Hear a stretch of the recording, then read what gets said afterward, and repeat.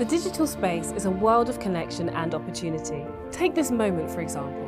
The web has made it possible for you to enroll in this program, where you will learn from the personal stories of developers at Meta. By the time you have completed this professional certificate, you can become a creator of digital experiences. Connection is evolving, and so are you. You might not have a background in tech at all, and that's okay.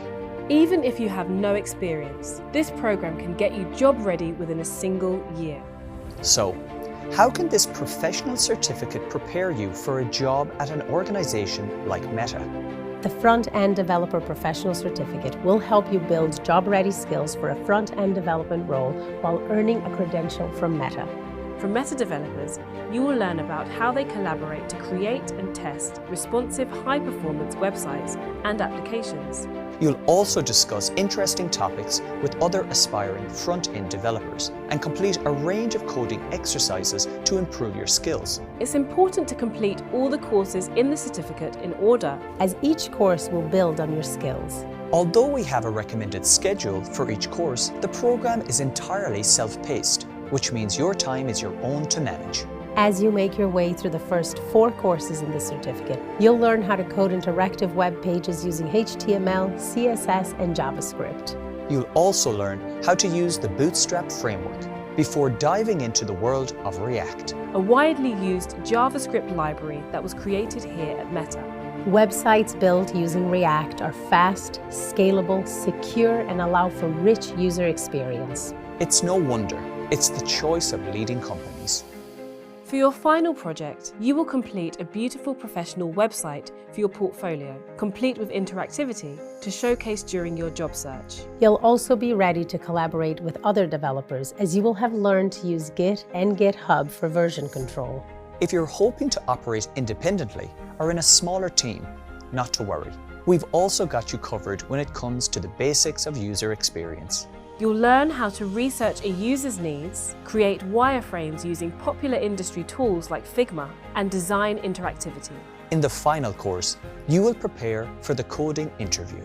You'll practice your interview skills, refine your resume, and tackle some common coding challenges that typically form part of technical job interviews. Once you complete the program, you'll get access to the Meta Career Program's job board, a job search platform that connects you with over 200 employers who have committed to sourcing talent through Meta certificate programs. Who knows where you will end up?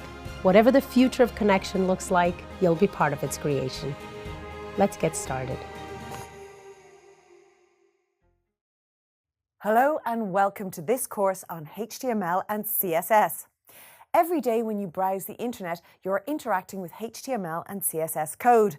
By now, you probably know a little bit about how that works. And if you're taking this course, you want to find out even more. That's great. There will be a short overview of HTML and CSS just after this introduction. But first, let's briefly go through what you'll be doing in this course. You'll start off by learning how HTML is used in the real world. This includes learning about semantic and meta tags and the importance of having a structured approach so that you can create well-formed web pages. Next up are user input and forms, and in this part of the course, you will create and test a form by yourself. You will learn about advanced input types, how to validate input and provide feedback to improve the user experience of a form. But what would the web be without media? The next HTML section will focus on bringing websites to life with media elements. You will learn how to embed video and audio players and even iframes. Following the module about HTML is one all about CSS. This part of the course will go beyond basic styling. You will learn how to create layouts with grids and flexboxes. You will also learn about CSS selectors and how you can combine them to refine the styling of elements on your web pages. Not only that, but you'll also learn how to use pseudo-class selectors to improve the interactivity of a web page. But there's even more.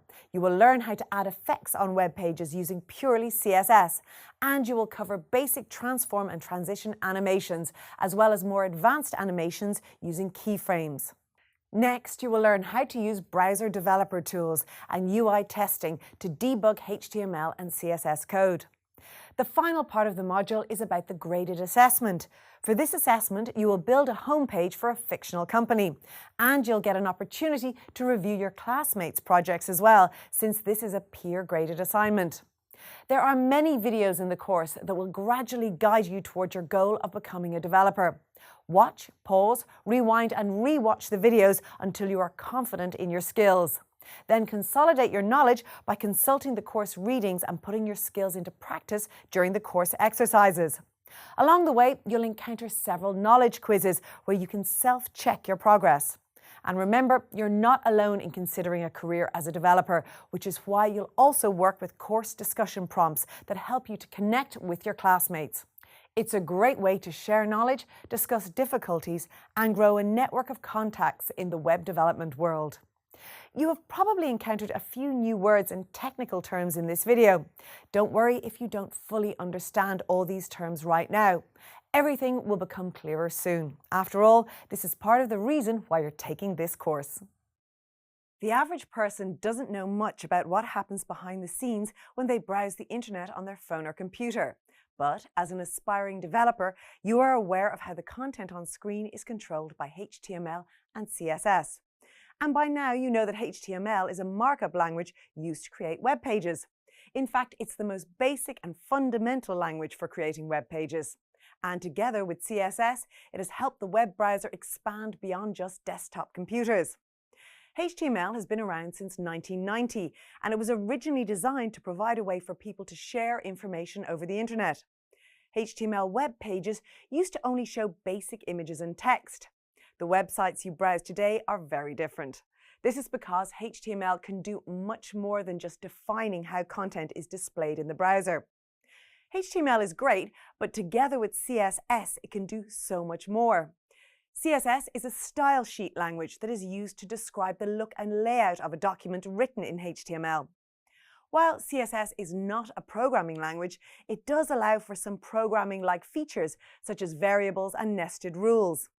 And what it does is give you control over color, size, spacing, fonts, positioning, and more. One of the fundamental principles of CSS is the separation of content and style.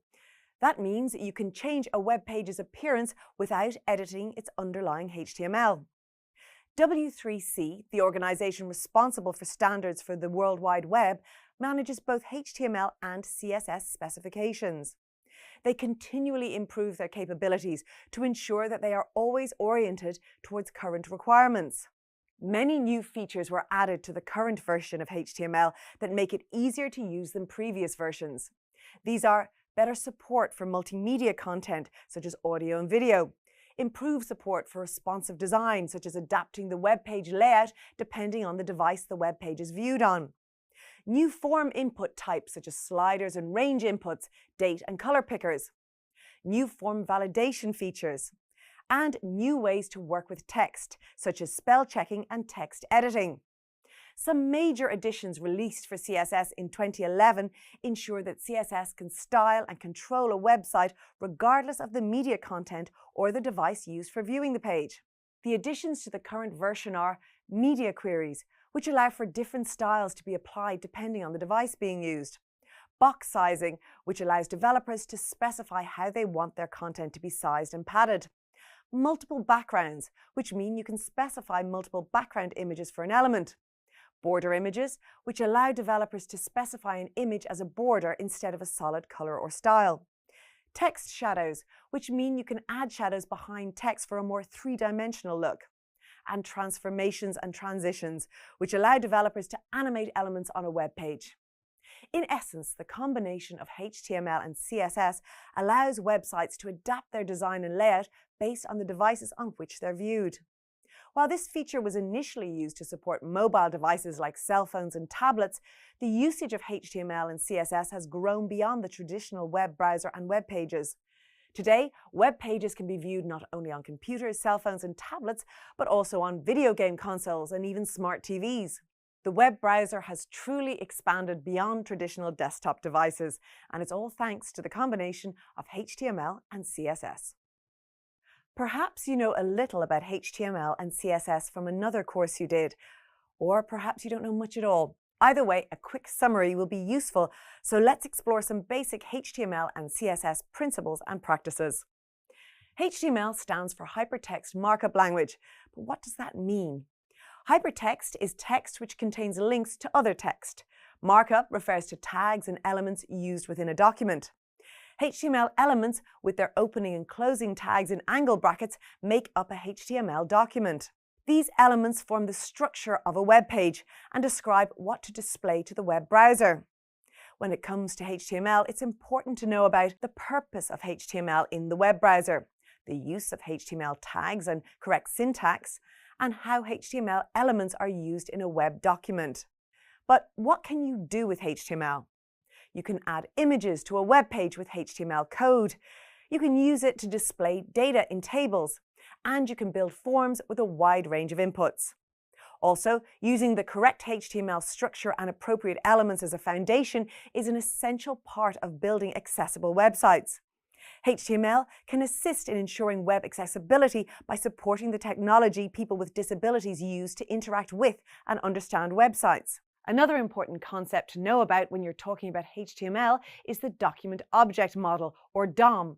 Users need to be able to interact with elements on a web page. This means that a HTML document must be represented in a way that JavaScript code can query and update it. And that's the function of the DOM. It's a model of the objects in your HTML file. And web developers interact with the DOM through JavaScript to update content, set up events, and animate HTML elements.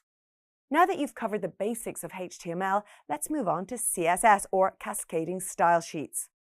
If HTML is the frame and structure of a building, then CSS is the paint, wallpaper, fixtures, and overall style. CSS tells the web browser how to display HTML elements on screen.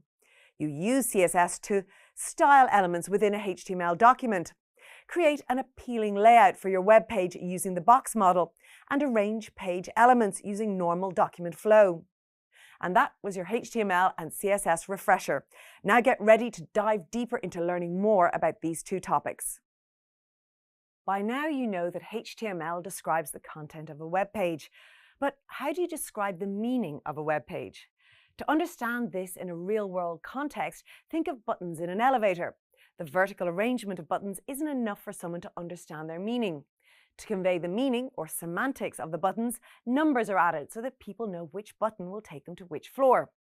When you write HTML, it's good practice to semantically describe the content. This allows search engines and accessibility software, such as screen readers, to understand the contents of a page.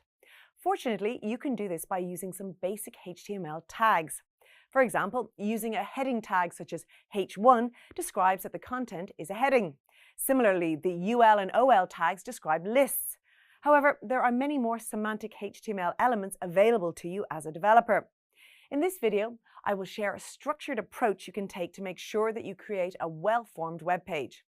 Let's revisit the basic structure of a HTML page, which includes the head and body. Inside the body tag, you can lay out the website with various semantic tags to describe each of the sections. For a typical HTML page, the structure can be semantically described using the header, main, and footer semantic HTML tags. For example, suppose you lay out your page with a header section that contains some company logo and navigation links. Then a main section contains sections and articles. Finally, a footer section contains contact information and social media links. The main navigation section of your web page can also be described semantically using the nav tag. Depending on how a web page is designed, the nav element is often placed after the header element, and the header element is used for logos. The main links of your website are then added inside the nav element. It is common practice for developers to specify their links as an unordered list inside the nav element. Next is the main content of a web page. The two key semantic elements for your main content are the article and section elements. First, let's examine the article element.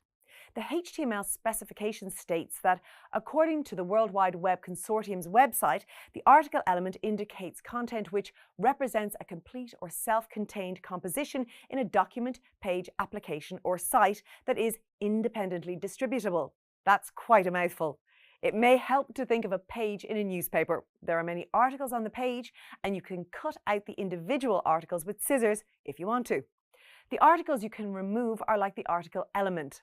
Examples of this include a forum post, a magazine or newspaper article, a blog entry, a user-submitted comment, an interactive widget or gadget, or any other independent item of content. Let's examine how the article element is used. Say you are developing a blog about your summer holiday. It's good practice to contain the blog post content inside of the article element because it's a complete self-contained composition on a web page. You should place the article element within your main element. Then you add your regular heading and paragraph tags inside the article element. The reason for doing it this way is because the main element semantically represents the main content of the page. And inside of it, there can be multiple article elements for something like a blog post list. At the end of your document is the footer element. This might contain additional navigation links or other content. It is important to note that semantic elements are not limited to this structure. Since their purpose is to describe the semantics of the content, the elements can be nested inside of each other if it accurately describes the content. Let's update the previous example to use a nested semantic structure. You add a header element to the article element. Inside the header element, add the heading element with the blog title and a paragraph element describing the date and author of the blog post. Inside the main element, add the content of the blog post. That's it. Let's examine the section element. You can add a section element to semantically define individual sections of the article. It is important to note that sections should contain heading elements to semantically describe the section. It is also possible to use section elements to describe different sections of your web page. The section element doesn't require the article element. It all depends on how you want to semantically describe your page. And now you know how to semantically describe the contents of a web page. Your web page is more accessible because the content is semantically described to add meaning. Now search engines and accessibility software can easily understand the contents of your well-formed web page. The Little Lemon restaurant has asked me to add a new blog page to their website. They've told me that the page will contain several blog posts and that it must use semantic HTML so that search engines and accessibility software can understand the semantics of the page. I've set up my basic HTML document structure in a file named blog.html. I'll start off by adding my basic semantic structure. First, I add the header element, followed by the nav element,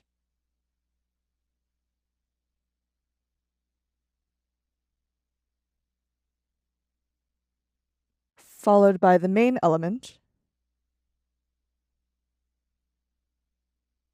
followed by the footer element. Remember, this structure describes the semantics of this HTML document. Specifically, the header element will be used to display the Little Lemon logo, and the nav element will be used to describe the navigational structure of the website. The main element will feature the main content of the web page, and the footer will be used to display copyright information. When a search engine or accessibility software reads this document, the semantic tags will help the software understand the purpose and meaning of different sections of the document. I will now add the details to each element. Inside the header element, I add the Little Lemon logo using the image tag.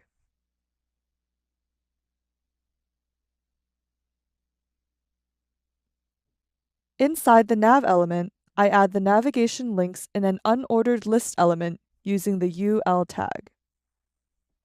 I then add 3 list item elements using the LI tag.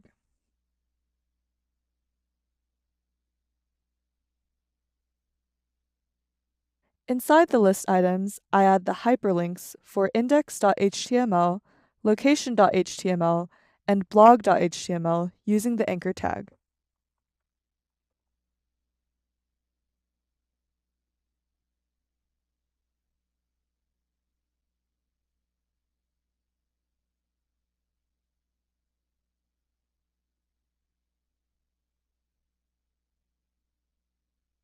In the main element, I add an h1 tag for the blog heading. The restaurant told me that there will be 2 blog posts for their website, so I add 2 article elements after the H1 element.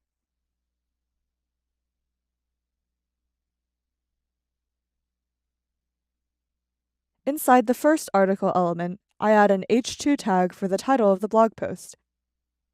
The title is 20% off this weekend. I then add a paragraph element below the title, which contains the blog post text.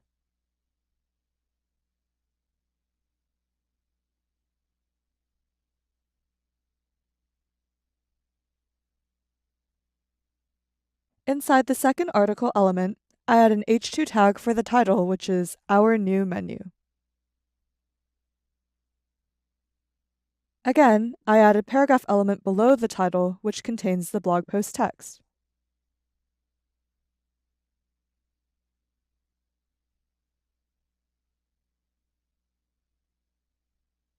Finally, I add a paragraph element to the footer element. In this paragraph element, I add the copyright notice.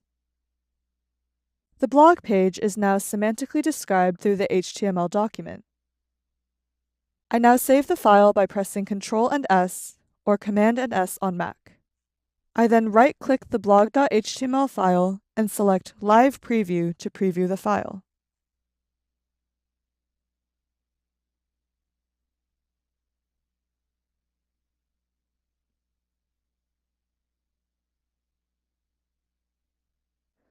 The blog page looks good, and all thanks to proper semantic design that ensures accessibility and search engine optimization.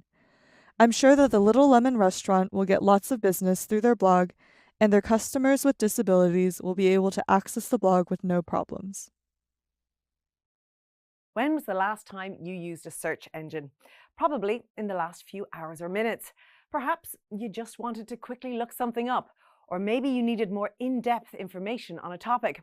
Either way, the search engine you used will have returned a list of results that were most relevant to what you searched for. But how does a search engine determine which web pages are most relevant? In this video, you will learn how search engines analyze web pages and how meta tags help provide information for search engines. A major part of launching a website is a process called search engine optimization, or SEO. This process involves making improvements to a website's content, semantics, and delivery to improve its ranking in search results. You might be wondering, what exactly does a search engine do when it analyzes a web page? Well, when a search engine visits your website, it analyzes the HTML document and media content. If it finds a link to another HTML document, it follows the link to that document and continues following links until it has finished analyzing the entire website. Based on the results of the analysis and the content on your website, the search engine will rank the website for various search terms. So while your website might be the #1 result for one search term, it could rank very low for another. Every search engine has its own algorithm for ranking websites. And while it's not disclosed how the ranks are determined, there are many best practices you can follow to influence how search engines analyze and rank your website. But for now, let's just focus on how meta tags influence website ranking. Meta tags define metadata about a web page. What is metadata, you ask? It's data about other data, which in this case is data about the web page. Meta tags are added inside the head element of your HTML document. And as you know, nothing inside the head element is displayed in the web browser. In other words, meta tags are unseen elements within the browser. Note that there is no closing tag for the meta tag. The meta element has 2 attributes, name and content. The name attribute specifies the name of the metadata, and the content attribute specifies the value of the metadata. Let's examine some examples of metadata. The author metadata specifies the author of the web page. The name attribute is author, and the content attribute is the person and company who are the author of the web page. The description metadata describes the content of the web page. This is often used by search engines as descriptive text in search results. The name attribute is set to description, and the content attribute is the descriptive text. The keywords metadata was previously used to provide search keywords for search engines. However, this led to a lot of websites using the keywords metadata to manipulate search rankings.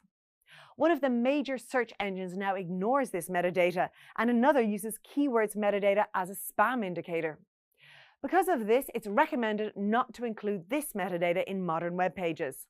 Another type of metadata is the robots metadata, and it tells search engines if and how they should analyze your web page. The name robots comes from the automated software, often referred to as bots, that search engines use to analyze websites. The content attribute for robots has 4 possible values. Index tells the bot to analyze the page. Follow tells the bot to also visit all links on the web page. No index tells the bot not to analyze the page. Some bots will ignore this, so it's best not to rely on this to stop bots from analyzing your page. And no follow tells the bot not to visit links on the web page. Again, some bots will ignore this value, so it's best not to rely on it. Finally, there's the viewport metadata. The viewport metadata is important when designing responsive web pages. Why, you might ask? Because when a web page is viewed on a phone or tablet, the device will by default attempt to render the web page as if it is being viewed on a desktop. This results in a poor browsing experience for the user. The solution is to define viewport metadata. There are many values available for viewport metadata.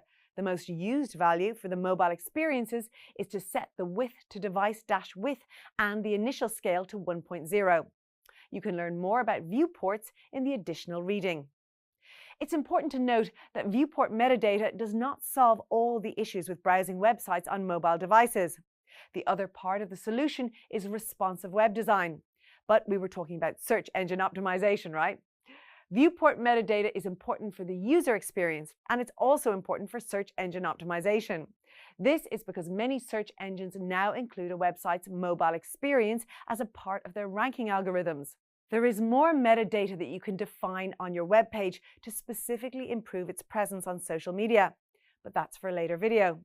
For now, it's important to know that author, description, keywords, robots, and viewport metadata all play a role in the search engine optimization of web pages. An important part of being a developer is not just the tools you use, such as your integrated development environment, but also the repository of knowledge and code templates you build up over time. In this video, I'm going to introduce you to one of these templates, which will help you get set up quickly for building web pages. Let's open Visual Studio Code to go through the template step by step. In the folder, we have index.html along with a JS folder and a CSS folder. Inside the JS folder, there is a file named script.js. There is no content in this file. It is added to this folder so that you can easily add JavaScript code to the web page. I recommend that you add any other JavaScript files to this folder too. Next, I'll open the CSS folder. In the folder, there's a file named styles.css. Again, there is no content in this file, but it is here so that you can easily add CSS rules to the web page. Again, it's best if you add any other CSS files also to this folder. I go back to my template folder and open it in Visual Studio Code. I open the index.html file. The file has a semantic HTML document structure set up. At the top, there is the doc type declaration followed by the HTML root element. Inside the root element, there are the head and body elements. In the head element, the title and meta tags are already optimized for search engines. I recommend that you update the title along with the description and author meta tags. Below are the meta tags for the Open Graph protocol. Don't worry about the details of these tags just yet, as you'll learn about them in a later video. For now, the main thing to know is that if you plan on sharing the web page on social media, you should remember to uncomment this HTML section and update the content attributes. The next block of commented out code is for icons. If you want to show an icon in the web browser tab for your website, you can update the href attributes here to point to your icon. Remember, you always link elements for the CSS style sheet to the last section of the head element. To speed things up for you, there is a link already set up to reference the styles.css file in the CSS folder. By now, you can probably see how useful this template is. Let's continue to the body element. The body element already contains a basic semantic structure. This includes the header element for your website title or logo, the nav element for your website navigation, the main element for your main content, and the footer element for any copyright notices or links to secondary web pages. Below the footer element, you add script elements for JavaScript files. To make your life easy, a script element is already set up to reference the script.js file in the JS folder. With this template, you'll be able to quickly start building out web pages. It's worth keeping a copy of this template on your local machine to use and reference in future projects. In this video, you've been introduced to a semantic HTML template that you can use for building web pages. Good luck. Social networks are a great tool to share content with friends and family, and even with co-workers and business partners. When you share a link, most social networks generate a preview of the link to let users know what the linked web page is about. Now that you're learning more about front-end web development, you're probably wondering how social networks generate these previews. In this video, you will learn how meta tags help web pages create previews of other web pages. By using meta tags to control what information is displayed to users, you can get more clicks when you share your websites. But the meta tags web developers use for this purpose are different from the traditional SEO meta tags that you learned about earlier in this lesson. Traditional SEO meta tags are oriented toward search results, not direct links. Facebook's rapid growth led to millions of people sharing thousands of links every day. To improve the user experience, they had to find a way to display information about a website before a user clicks on the link. To address this challenge, Facebook established the Open Graph Protocol in 2010. The Open Graph Protocol is a set of metadata rules that allow web pages to describe themselves to social networks. There are many metadata options available within the protocol, but before you learn about them, let's first discuss how the Open Graph Protocol metadata is defined. Earlier in this lesson, you learned that meta tags are defined inside of the head element of a HTML document. The Open Graph Protocol also uses meta tags added to the head element, but they are slightly different. Instead of the name attribute, the Open Graph Protocol uses the property attribute to define the metadata name. Then, like the regular meta tags, it uses the content attribute to define the metadata value. Each property in the Open Graph Protocol starts with OG: as a convention to identify it as an Open Graph Protocol related tag. The Open Graph Protocol requires that you must always include 4 properties on a web page. These are title, type, URL, and image. The title property defines the title of the page. This is the text that will appear in the preview. The type property defines the type of content, such as website, video, music, or article. Depending on the value you specify as the type, other properties may be required. You will learn about these in a later video. The URL property defines the permanent web address that the social network must use for the specific page. The image property defines a URL to an image that must display when the website is shared. Together, these Open Graph Protocol properties enable social media platforms to create a preview of the shared web link. Say you share a blog post. The title of the post is the OG title, the blog post URL is the OG URL, and the image that displays is the OG image. There are several other optional properties that you will learn more about later, but let's briefly explore 3 of these. The description property provides a description of the web page. The locale property describes the language and territory of the web page's content. For example, EN_US specifies that the page is in English and the locale is the United States. And the site name property describes the name of the overall website that the web page belongs to. You've now learned how to use metadata to describe web pages so that social networks can improve user experience by previewing shared content. Next time you share a website on a social network, you can use what you've learned about Open Graph Protocol properties to generate more clicks. Little Lemon Restaurant has hired a marketing firm to help them advertise their business. The firm recommends that the restaurant run a social media campaign. So the owners of the restaurant asked me to make sure that the website is ready to be shared on different social media platforms. Now let's examine how to prepare a web page so it can be linked on social media platforms. I've opened index.html in Visual Studio Code. At a minimum, I need to add 4 pieces of metadata required by the protocol. To do this, I add the 4 meta tags inside the head element. On the first meta tag, I add the property attribute and set its value to OG:title. I then add the content attribute and set its value to our menu. This metadata is the title that will be displayed in the preview on the social media platform. It's important to note that this value should reflect the content of the individual web page and not the website as a whole. On the second meta tag, I add the property attribute and set its value to OG:type. I then add the content attribute and set its value to website. This metadata informs the social platforms that this content being shared is a website. On the third meta tag, I add the property attribute and set its value to OG:image. I then add the content attribute and set its value to logo.png. This metadata informs the social media platform what the preferred preview image is.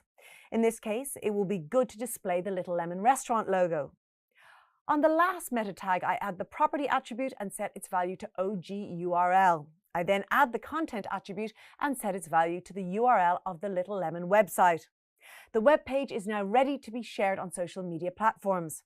However, there is some optional metadata I can add to provide additional information to the platforms. Since the platforms vary in what they display to their users, it's best to provide as much information as possible. I'll add 3 more meta tags to the head element. On the first tag, I add the property attribute and set its value to OG:description. I then add the content attribute and set its value to Little Lemon is a family-owned Mediterranean restaurant focused on traditional recipes served with a modern twist. If the social media platform displays a description of the page when it is shared, this text will be displayed to inform the users what the web page is about. On the second tag, I add the property attribute and set its value to OG:locale. I then add the content attribute and set its value to EN_US. This will inform the social media platforms that the locale of the website is US English. On the last tag, I add the property attribute and set its value to OG:site_name. I then add the content attribute and set its value to Little Lemon. Some social media platforms will also display the website name beside the page title, so this will ensure that the website title is correct. The Little Lemon website is now ready for its big social media campaign. Hopefully, this will lead to lots of new customers. In this video, you've explored a practical example of how to add Open Graph Protocol metadata. You should now know how to add the 4 required meta tags: title, type, image, and URL. You also learned how to add additional meta tags that provide extra information like the website description and locale. Well done. You've most likely encountered forms when registering an account on a website or when filling out your address for something you've bought online. As a developer, you'll use HTML forms to capture user input. Capturing input is one thing, but the form also needs to ensure the data is usable. How can you ensure the user input is valid? For example, let's say you are building an online food delivery website. Say a user accidentally makes an error when entering the delivery address and the form accepts it, although the location does not exist. It will cause a very bad user experience when the food never arrives. This is where form validation comes in. Form validation is a process that ensures that the data entered by the user in a form is valid and conforms to rules defined by the developer. There are 2 methods of form validation: client-side validation and server-side validation. Client-side validation checks for errors as soon as they are typed into the form. This is done by the web browser or by JavaScript code and provides the user with immediate feedback. The client-side validation process starts by checking if a form has been filled out correctly. If there are no errors, the form will be submitted to the server for processing. However, if there are errors, an error message will alert the user of the invalid data and how to change it for successful submission. For example, you decide to use the input element with its type attribute set to email. If the user does not enter a valid email address, the web browser will display an error message informing them that the data they entered is not a valid email address. On the other hand, server-side validation checks for errors after the data has been submitted to the web server. Server-side validation is more secure because it prevents malicious users from tampering with your website's code and submitting invalid data to your server. When the form data is received by the web server, the backend will validate the data before processing it. This validation can run more complex checks, such as checking the data against a database or validating the data against business requirements. Most websites use both client-side and server-side validation to provide immediate feedback to users, but also to protect against malicious data submission and to ensure data integrity. Let's examine how HTML allows you to do simple client-side validation. HTML has several input types that are validated by the web browser. As demonstrated in the example, email is used for email addresses. Others include tel for telephone numbers, URL for URLs such as www.meta.com, date for date values, time for time values, number for numeric values, range for numeric values which have a minimum and maximum value, and color for color selection. Say, for instance, a user makes mistakes on a user account form when entering a telephone number and a URL. The browser will validate the entered data against the requirements of the input type and provide user feedback. Another example is the required attribute, which indicates that the user must supply a value to an input field. The web browser will alert a user if a required value is outstanding. And that's the basics of client and server-side validation of forms. You'll learn more about HTML validation capabilities later in this lesson. The Little Lemon restaurant wants to expand its service by taking online orders to deliver food to customers at home. To do this, they need their customers to set up an account on their website. In this video, you will learn how to create a simple sign-up form for user accounts on the Little Lemon website.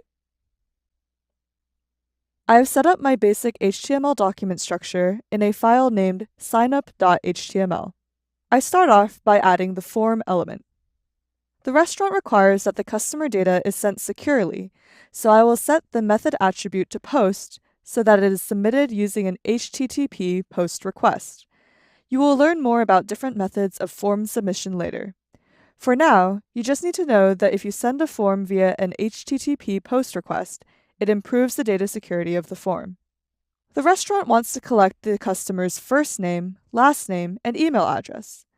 Of course, the form also needs a field for the password and another to confirm the password, so I need to create a form with 5 fields in total. I'll start by adding the input elements, also known as the form fields.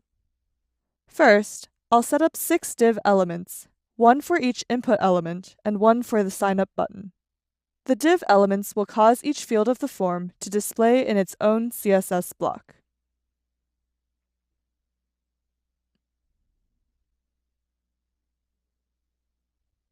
Now I'll start adding the input elements. I add an input element for the first name to the first div element. Since the user will input plain text for this form field, I set the type attribute to text. I also set the name and ID attributes to user first name. Remember that the name attribute sets the key for the value submitted to the web server. Later in this video, I will explain why I set the ID attribute. Next, I add an input element for the last name. Like the first name element, I set the type attribute to text and the name and ID attributes to user last name.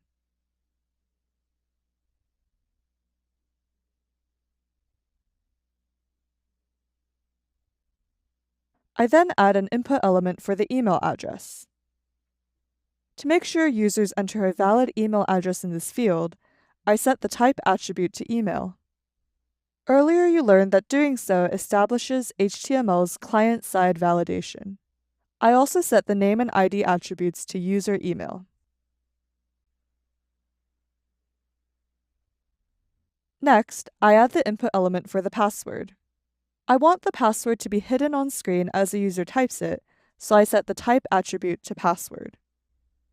When an input field is set to password, each character that a user enters will display as a placeholder character, such as a bullet point. The content in the field will contain the password that the user enters, but it will be hidden. I then set the name and ID attributes to user password.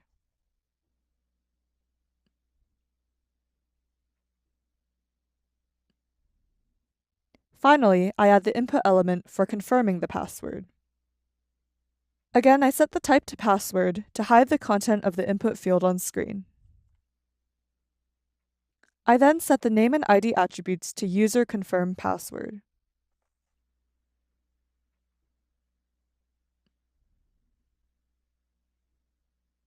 Now that our input fields are set up, I save the file and open the live preview to check the web page.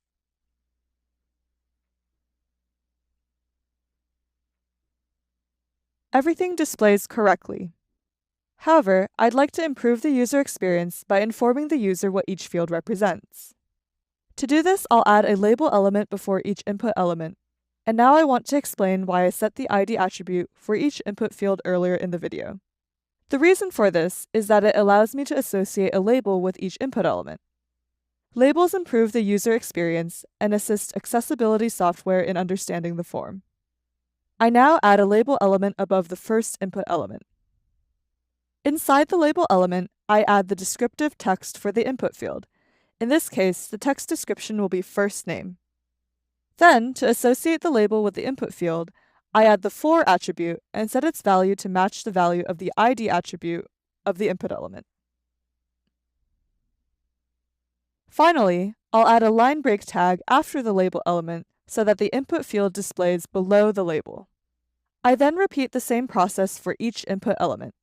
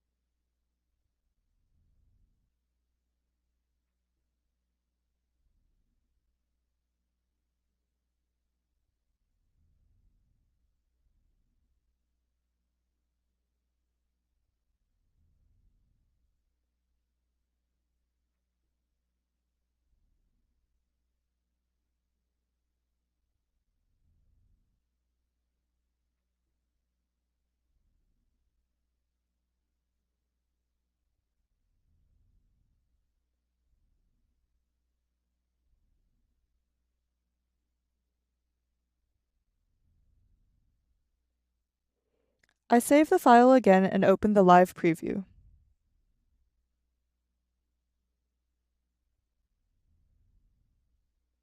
Ah yes, that's much better. The form labels now display above the input fields. To finalize the form, I need to add one more thing, the Submit button. Inside the last div element, I add a button element. I set the button type attribute to Submit. Then inside the button element, I add the text Sign Up. I save the file again and open the live preview.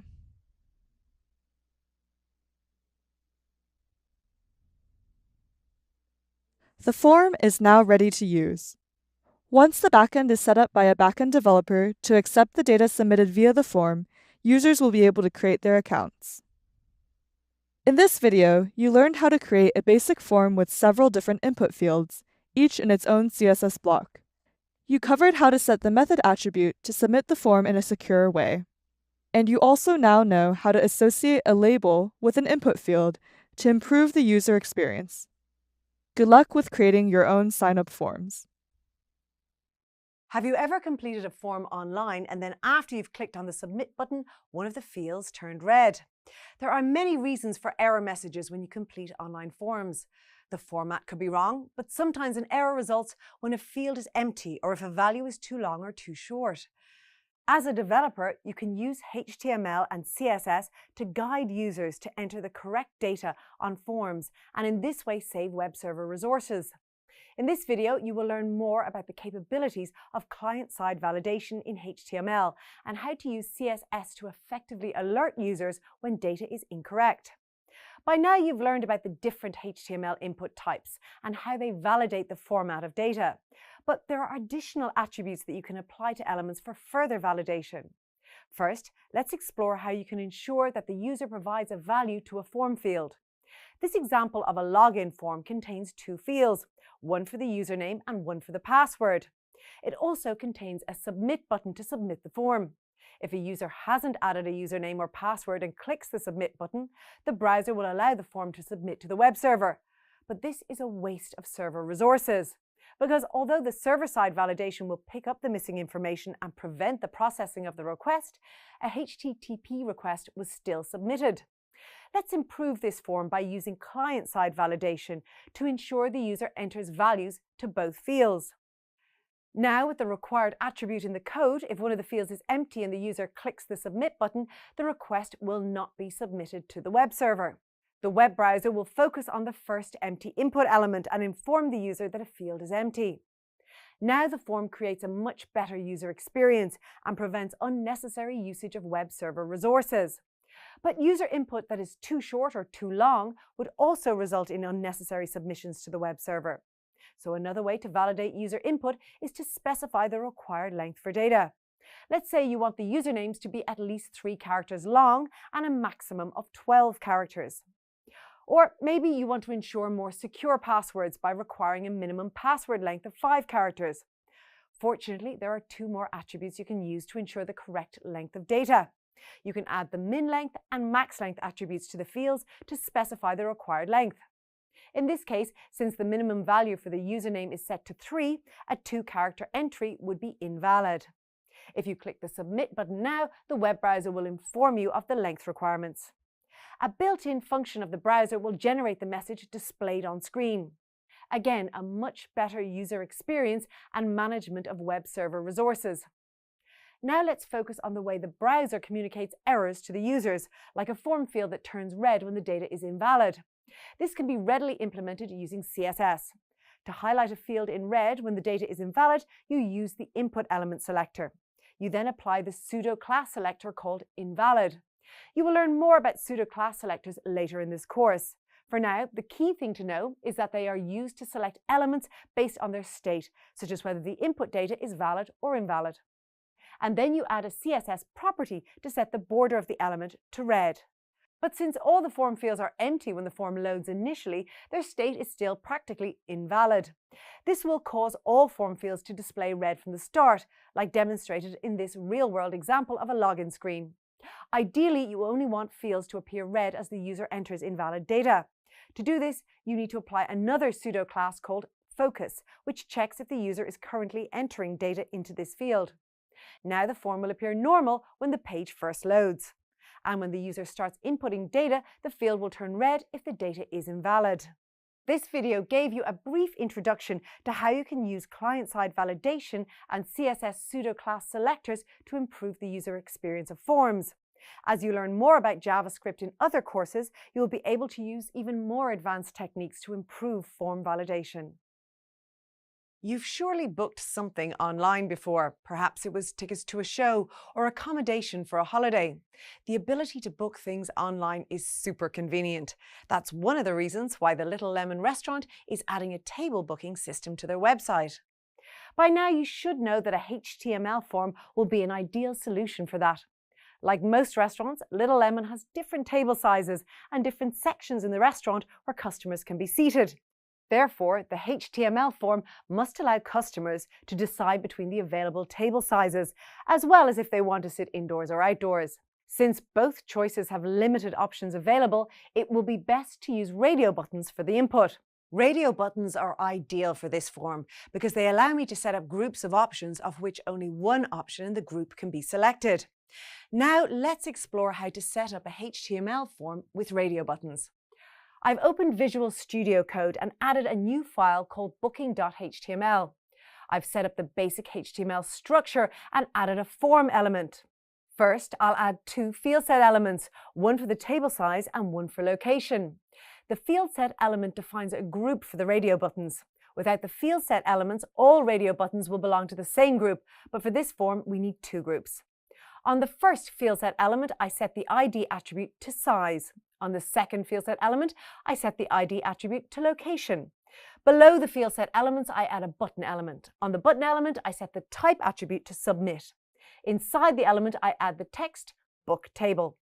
There are 3 different table sizes available at Little Lemon: 2-person, 4-person, and 6-person tables. Inside the first field set element, I add 3 input elements representing the 3 different table sizes. On the first input element, I set the type attribute to radio and the value attribute to 2. I then set the name attribute to size. It is important to set the name attribute value to match the value of the ID attribute in the field set. This tells the browser which field set the input belongs to. After the element, I add the text 2-person table. On the second input element, I set the type attribute to radio and the value attribute to 4. I then set the name attribute to size. After the element, I add the text 4-person table. Since the 4-person table is the most common booking, I want to have this option selected by default. To do this, I add the checked attribute to this input element. On the third input element, I set the type attribute to radio and the value attribute to 6. I then set the name attribute to size. After the element, I add the text 6-person table. In the second field set element, I add 2 input elements representing the table location at the restaurant. On the first input element, I set the type attribute to radio and the value attribute to indoors. I then set the name attribute to location, matching the ID of the second field set element. Since the indoor booking is the most common, I'll add the checked attribute to this input element so that it is selected by default. On the second input element, I set the type attribute to radio and the value attribute to outdoors. Again, I set the name attribute to location. I save the file and open it in live preview. Success! The form is set up correctly. Let's test it. If I choose an option for the table size and then choose a different option, my previous choice is deselected. The table location field behaves the same. I can only choose indoors or outdoors. However, I'm testing this form on a laptop with a large screen. On a mobile device with a way smaller screen, it may be difficult for the user to accurately select the small button elements. Luckily, there is a way to improve this by setting the text and button as the input area. I open booking.html again. For each input element and text, I wrap them in a label element, which will group the text with the input element. I save the file again and return to live preview. If I click on the text now, the corresponding input element is selected. Selecting the desired choice will be much easier on a mobile device now. A user will be able to select the button specifically. This form has a much better user experience now. In this video, you've covered how to use radio buttons to create a simple online booking form. Hopefully, Little Lemon will get a lot more table bookings now. The Little Lemon restaurant is becoming very popular in their local area. So much so that a second Little Lemon restaurant opened in another nearby area. Because of this, they want to update their online booking form. They've also added some new table sizes to the restaurant, so they want to replace the table size field on the form with a field for the number of people instead. They also don't need the table location field anymore. And finally, they want customers to be able to choose which restaurant they want to book at. The owners of the restaurant hope for continued success and growth of the business, so the form should allow for more restaurant locations to be added as the business expands. To make all these improvements to the booking form, you'll need to learn how to add advanced HTML features to a form. And that is exactly what this video will cover. Let's explore how to add the calendar, range and data list input types. I open booking.html in Visual Studio Code. I'll start by deleting the previous table and location fields. I then add 3 div elements for the new fields. Next, I'll add the field for the booking date. Luckily, HTML provides a built-in field type called date that will present a calendar to the customer when the field is clicked. To add this, I add an input element to the first div element and set its type attribute to date. I also set the ID and name attributes to booking_date.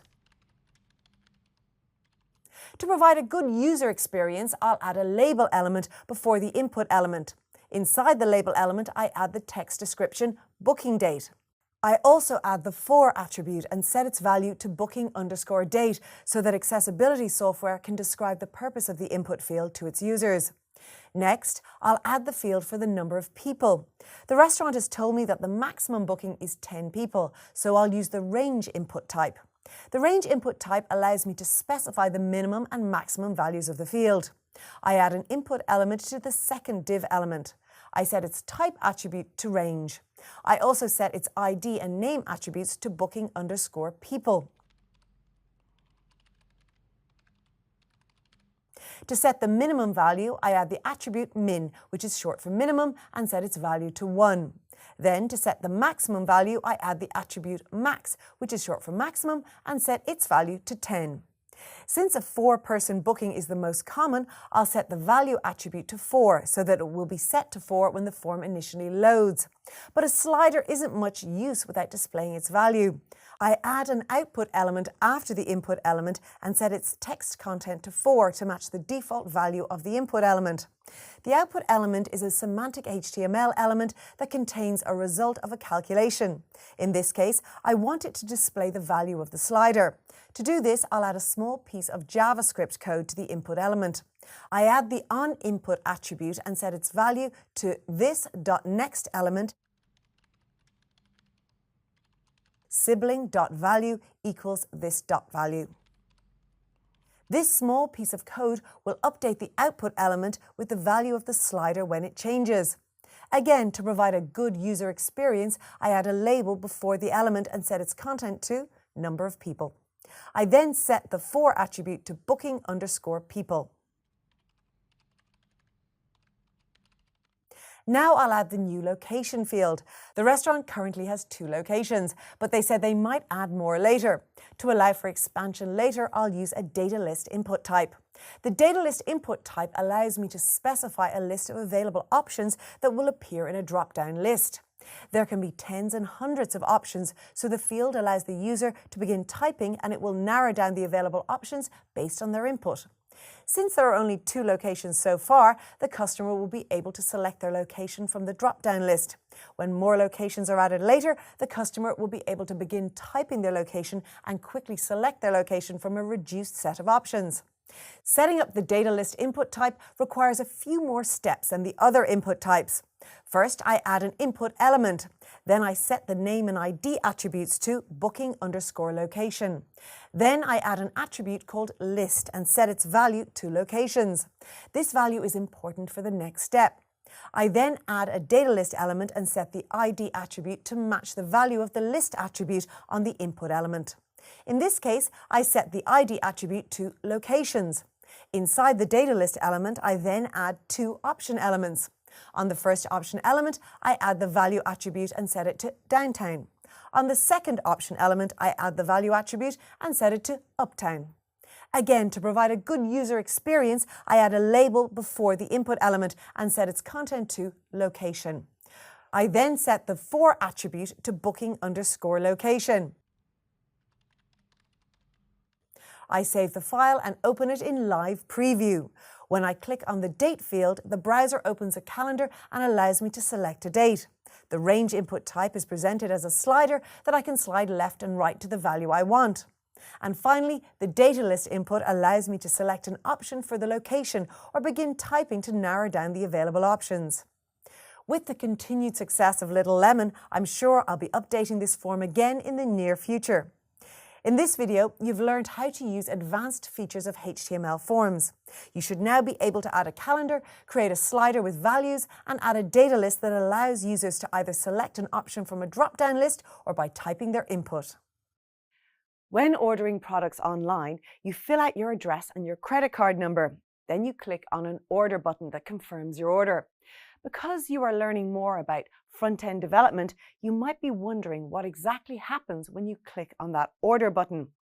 In this video, you will learn what happens when forms are submitted in the web browser. By now, you know that the web browser communicates with a web server using a HTTP request-response cycle.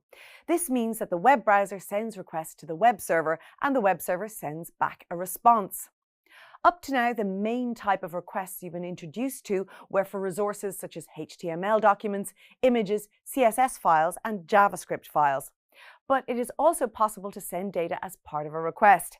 This is how forms send data to the web server.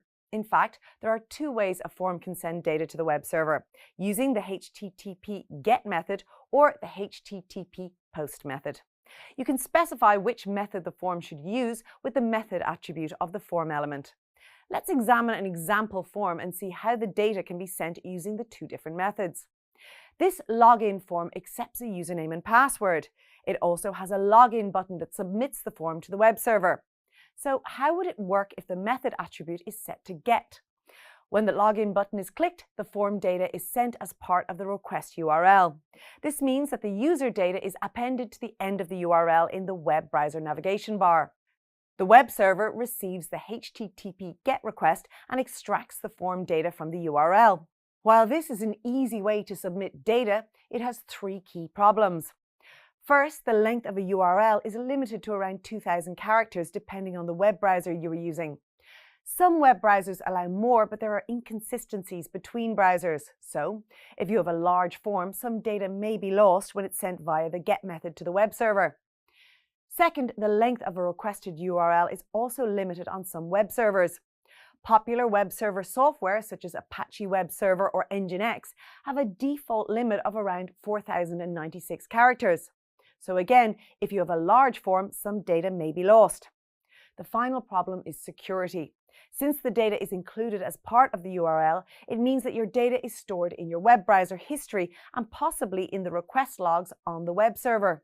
If you're transmitting personal information such as addresses or credit card numbers, this is a major privacy and security risk. Now let's focus on how the form would work if we set the method attribute to post. When the form is submitted using the post method, the form data is inserted into the content of the HTTP request. When the submit button is pressed, it will send an HTTP post request with the data contained in the body of the request. The HTTP post method is more secure than the HTTP get method. However, the data could still be read by a third party listening to the HTTP request. To secure this completely, HTTPS is used to encrypt the data so that only the sender and receiver can understand the data. Once the web server receives the request, it processes it and sends back a HTTP response. If the request was successful, the response will direct the web browser to a new web page. If errors occurred, there are many ways this can be handled by the web page, as explained in a previous video.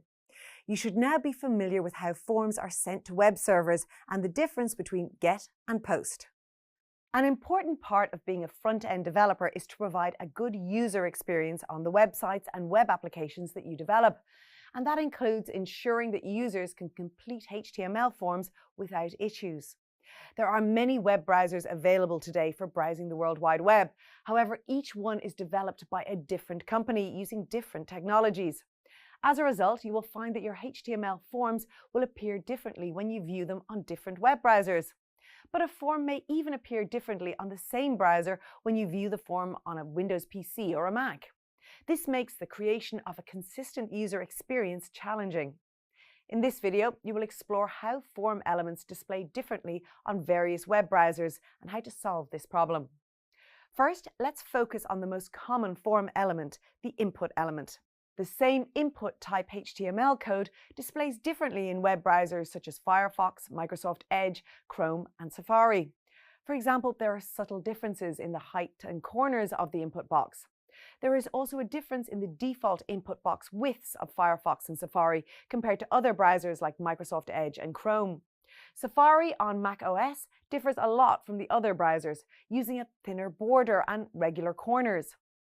Next, let's explore the checkbox input type. Again, the exact same input type HTML code will let the checkbox display differently in a checked and unchecked state in different browsers. Notice that Microsoft Edge uses a grey color in the checked state while the other web browsers use blue. Even still, each browser is using a different shade of blue. Also notice how the border of the checkbox varies between each web browser. Safari's checkbox is also smaller than the other. Now that you've explored how HTML form elements can appear inconsistently across different web browsers, let's focus on how to solve this. As you know, CSS allows you to define the visual styling of HTML elements. Defining CSS rules for the different HTML form elements will ensure that your element is styled consistently across web browsers. For example, you can use element selectors to select the different element types and apply CSS properties to them. It's also possible to style the individual input types using CSS rules. You can add a CSS rule using the element selector. To select the input HTML element, use the input element selector. And then specify the individual styling by adding a pair of square brackets, and then type equals, in this case text or email. Then apply CSS properties to set the font, width, height, and border. If you specify styling with CSS in this way, the individual elements of your forms will display consistently across browsers. Luckily, there are a lot of resources that simplify the styling of forms. Popular libraries and frameworks such as Bootstrap, Tailwind CSS, and Foundation provide CSS rules for forms and ensure visual consistency across different devices and browsers. You should now know why it is important to pay attention to the appearance of different HTML elements across web browsers and how you can ensure consistency with CSS rules. These days, it's difficult to think of using the internet without streaming music or videos, but this wasn't always possible on the World Wide Web. How do you, as a developer, add videos and audio to a web page? Luckily, it's quite straightforward, thanks to HTML and modern web browsers. HTML video and audio tags are used for embedding media on a web page, and both tags support different file types that can be played in the web browser. For videos, the following file types are supported by most web browsers: MP4, WebM, and OGG. For audio, the following file types are supported by most web browsers: MP3, WAV, and OGG. Let's examine how to use the video tag. You start with the video tag itself. Then you add a source element. Note that the source element has no closing tag. In the source element, you add two attributes: src, also known as source, and type. In the src attribute, you add the address of the video file. In this case, it's linked to a file named dance.mp4. In the type attribute, you add the value video/mp4 since the file is an mp4 file. Remember I mentioned that the file types are supported by most web browsers. In case the file type is not supported, the video tag allows for multiple sources to be specified. The web browser will check through the sources and use the first one that it supports. If you prefer the web browser to use one format over another, then make sure to specify them in the preferred order. There are also attributes available for the video tag itself, which allow you to customize the video player. For example, you can specify the width and height of the player using the width and height attributes. If you want to enable player controls, such as a pause and volume button, you can add the controls attribute. There are other attributes available to customize the video player too. You'll learn more about these in a later video. Now let's examine how the audio tag works. Similar to the video tag, you start with the opening and closing audio tags. And just like the video tag, you specify the source element with its src and type attributes. And if the web browser doesn't support the file type, it can fall back on a different type. It's important to note that if you're using an MP3 file, that the type is specified as audio/MPEG. This is because MP3 is short for MPEG-1 Audio Layer 3. Like the video player, you can also customize the audio player. By using the controls attribute, you can enable player controls such as the pause and volume buttons. And now you know how to add and customize both a video player and an audio player. Well done! You'll learn about other video and audio attributes in the next video. The Little Lemon restaurant wants to add an About page to their website. They've asked me to set up the page and include some audio and video in embedded players. I've set up my basic HTML document structure in a file named about.html. I start off by adding the heading tag containing the text About. I then add a paragraph element containing the About text provided to me by the restaurant. Next, I add the audio element after the paragraph element. Inside the audio element, I add the source element and set the src attribute to music.ogg. Then I set the type attribute to audio/OGG.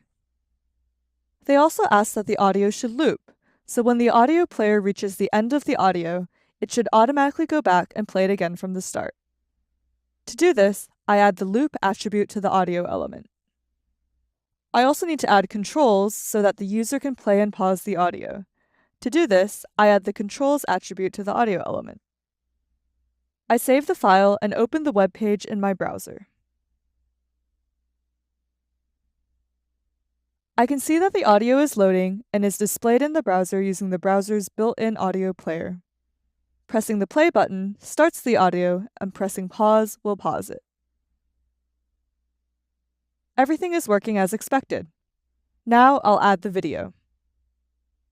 I add a video element before the paragraph element. Inside the video element, I add the source element and set the src attribute to video.mp4. I then set the type attribute to video/mp4.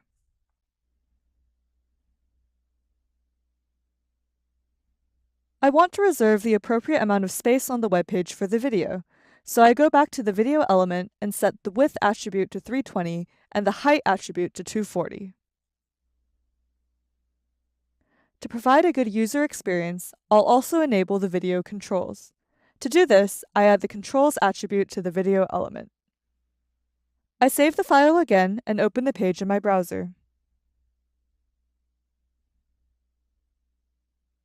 The video appears and I can click on the play button to start the video.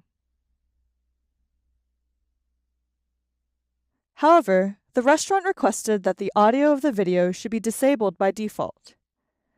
To do this, I go back to my HTML and add the muted attribute to the video element. I save the file again and open the page.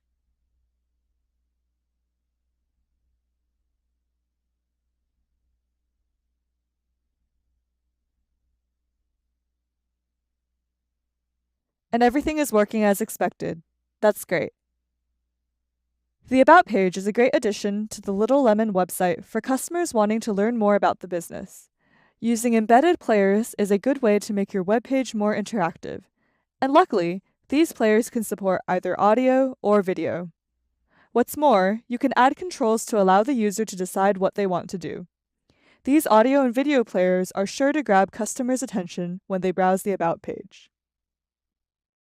Have you ever visited a website with a map, video, or social media post contained in the web page? Now that you're learning about HTML, you may have wondered how that's done. Well, it's done using something called an iframe.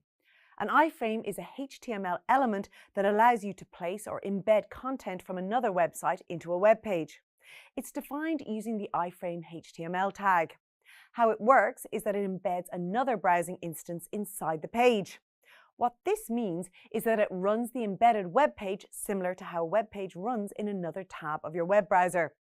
Therefore, it's running the HTML, CSS, and JavaScript of the embedded web page. An iframe is often used to display adverts, but it can also be used to embed content from another website, such as a social media post. The content that's embedded is defined using the src attribute. The value of the attribute is the URL of the content. It's also possible to set the width and height of an iframe using the width and height attributes. While iframe is very useful, its security has been a concern since its inception because it's vulnerable to malicious code and injection. As previously mentioned, a web page can run JavaScript code, so it's important to ensure that you trust the website you're embedding into your own. Fortunately, there are some attributes that can be applied to limit the behavior of the iframe. The first attribute is the allow attribute, which limits which browser features the iframe can access. There are many possible values that can be set on the allow attribute. For now, let's examine how to disable camera and microphone access in an iframe. On your iframe element, you add the allow attribute and set its value to camera none and microphone none. Now that was easy. The second attribute to improve security is the sandbox attribute. Similar to the allow attribute, there are many values that can be set. The sandbox attribute limits behavior within the iframe, such as preventing files from being downloaded and preventing pop-up windows. For now, the important thing to know is that when the sandbox attribute is used with an empty value, all sandbox restrictions will apply to the iframe. Individual sandbox restrictions can be removed by adding attributes. For example, if you want to allow file downloads in the iframe, you would allow the allow downloads value. While these restrictions help to keep your users secure, there may still be security vulnerabilities in your web browser that the embedded web page can exploit. Therefore, it's always best to be cautious when using iframes and ensure that you trust the website that you are embedding. The Little Lemon restaurant has partnered with another restaurant for cross-promotional purposes. The other restaurant wants to be able to change the images in the campaign throughout the coming year based on their current promotions. To support this, I've been asked to set up an iframe on the main page of the website. The other restaurant specifically asked for an iframe to be used because it means that they can update their promotional image on the Little Lemon website without needing to contact me first. In this video, I'm going to demonstrate how to do that. I've opened index.html in Visual Studio Code. First, I add the iframe element. The other restaurant didn't provide the URL for the promotional image, so for now, I'll embed a placeholder image that they did provide. To do this, I add an src attribute to the iframe element and set its value to placeholder.png. The image will always be 320 pixels by 128 pixels in size, so I'll need to set the iframe to the same size. I add the width attribute to the iframe element and set its value to 320. I then add the height attribute and set its value to 128. I save the file and open it in the web browser.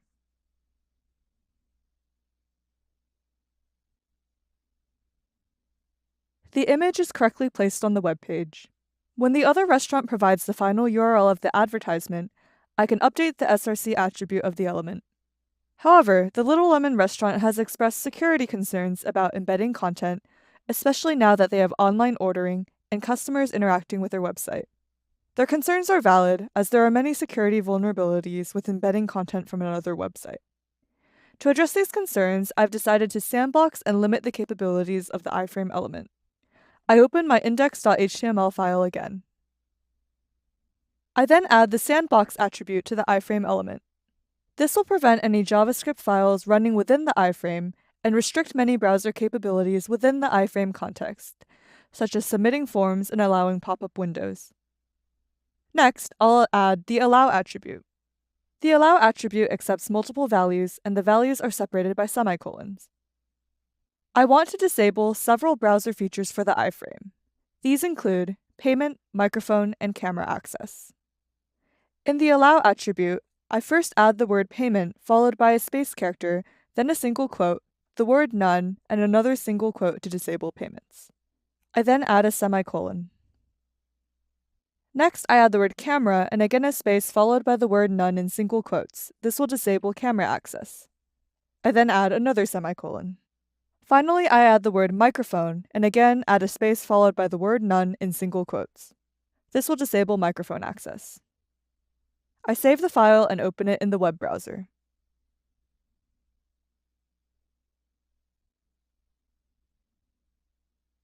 Great, the iframe still works and it's now more secure. The iframe I created is now secure thanks to the restrictions I've placed on it. First, I added the sandbox attribute to restrict certain browser capabilities, and then I used the allow attribute to disable some potentially unsecured browser features. Now that they know it's secure, the other restaurant is going to implement the same code on their website. Hopefully, this will lead to a lot more business for both restaurants.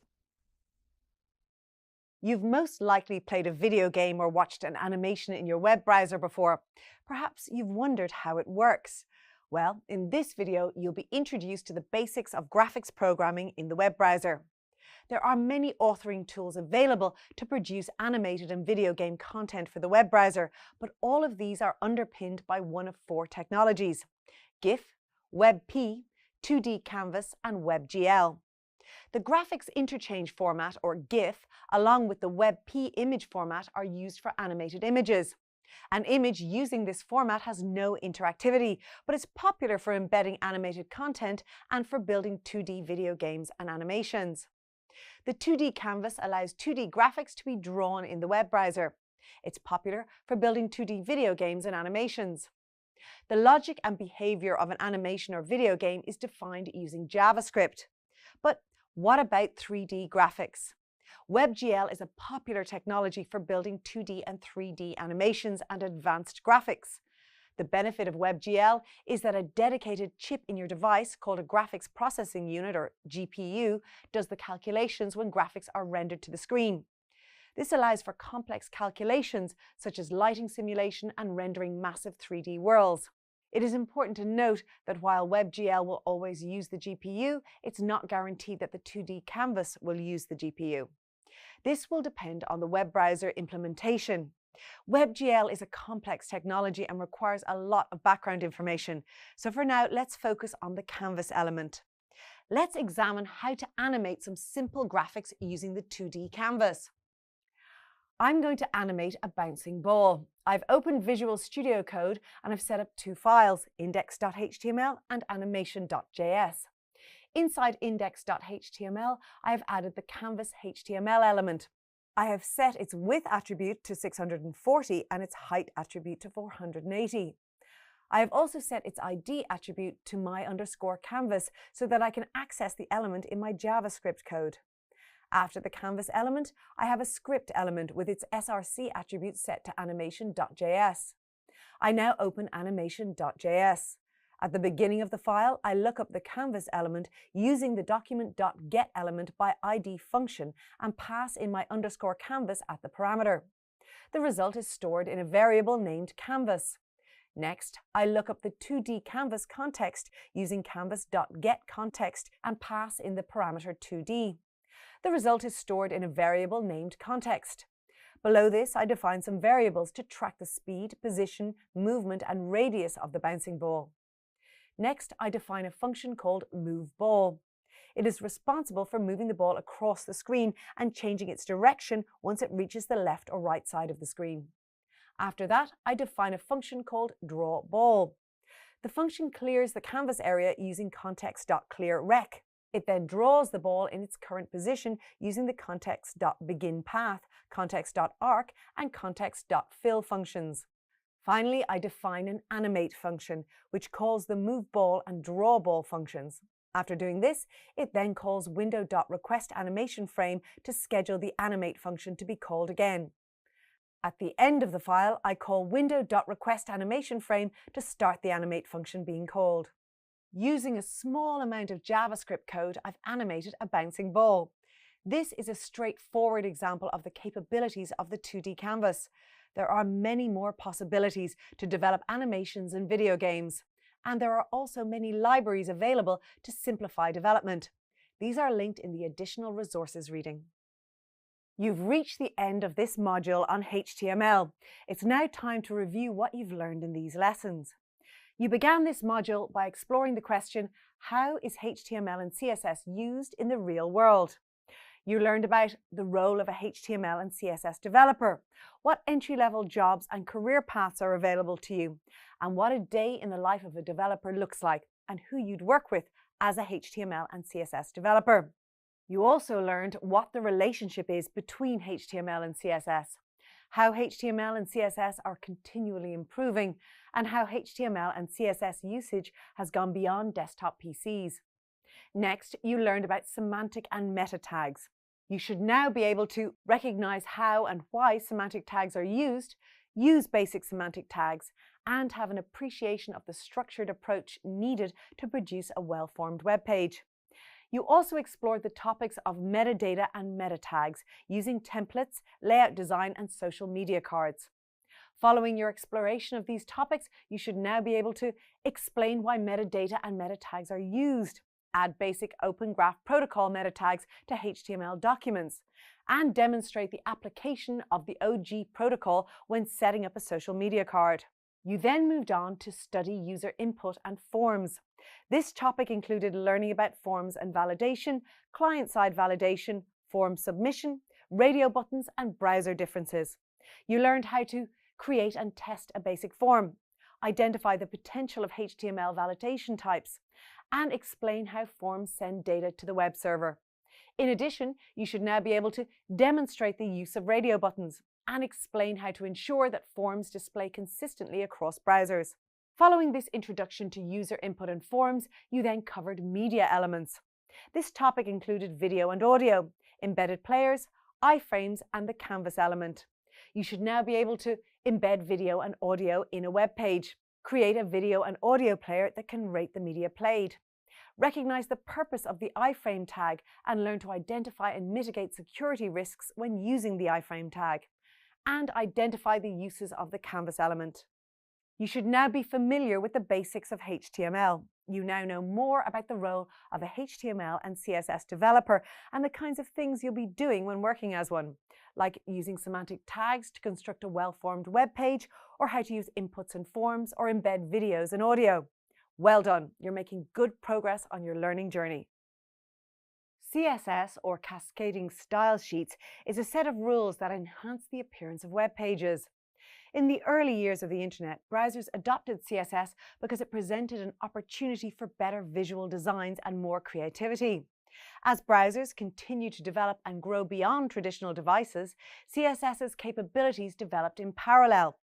This development includes the introduction of responsive design in CSS and has further grown from there with layout options such as flexboxes, grids, and boxes.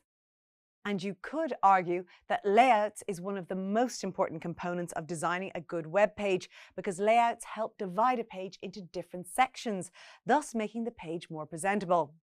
So let's learn more about CSS web layouts. CSS can be used to enhance a web page by modifying fonts, colors, layout, size, and other style formatting options that make the web page more presentable. The browser window that is visible to the user on the screen is called the viewport. In essence, the idea behind any CSS web layout is to create an optimally designed web page that has a good viewport at any given point. In other words, CSS layouts are all about how the content of your web page is organized. When it comes to creating layouts using CSS, an important property is the display property. What does it do, you ask? The display property specifies the type of box that you want to use for a given HTML element. You might remember from an earlier course that the display property determines if a rendered box is inline or block.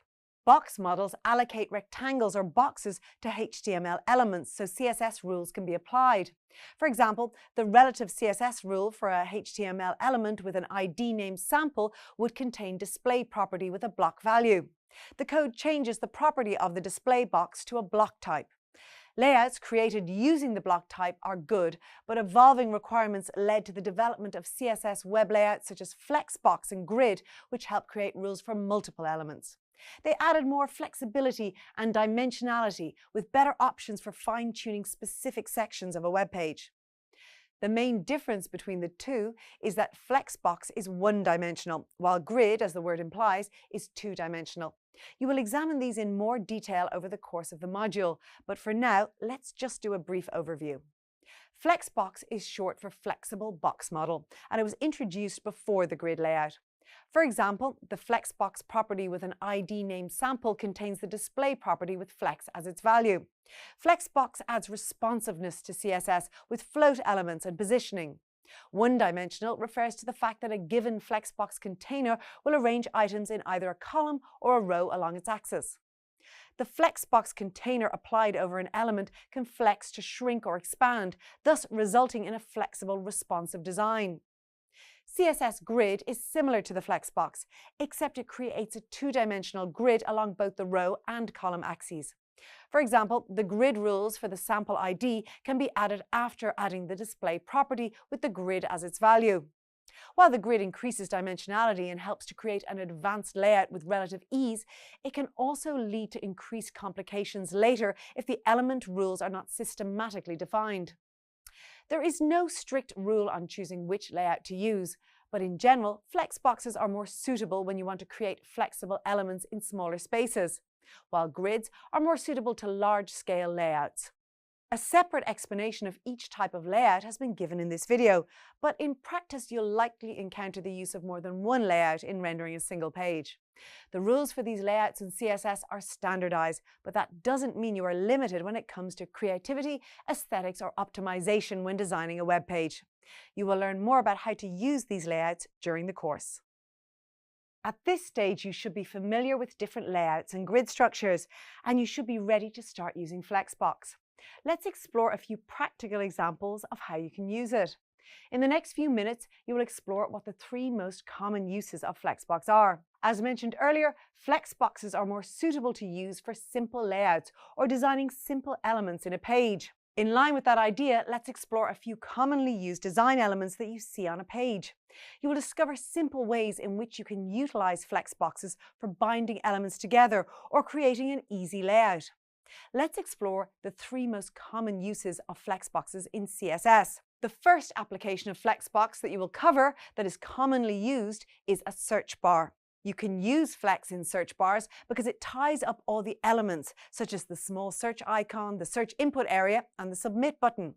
Next, you can create the navigation bar using Flex, which consists of several different layouts. And it makes your navigation bar highly responsive on different devices. Finally, another type of Flexbox that is commonly used is an image gallery. Flex is helpful here as it can realign itself as you change the size of the window. In the next few minutes, you will discover how to create these Flexboxes to ensure a simple layout. In the first example of a Flexbox file, I will create a search bar. I add a reference to the CSS file in the head section of the HTML page. After that, I add content inside the body section of our HTML code. I first create a container class with a div tag. Inside this container, I have 3 different elements, which are the search icon, the search box where I type my search, and finally the submit button. In the CSS code, I first write rules for the container, then for the search icon, the search box, and finally for the button. Most of the properties defined here are settings for the alignment of the selectors. There are just a few important things to take note of. The display property I use is inline flex instead of flex, which makes the flex container behave like an inline element. Another property to take note of is the overflow.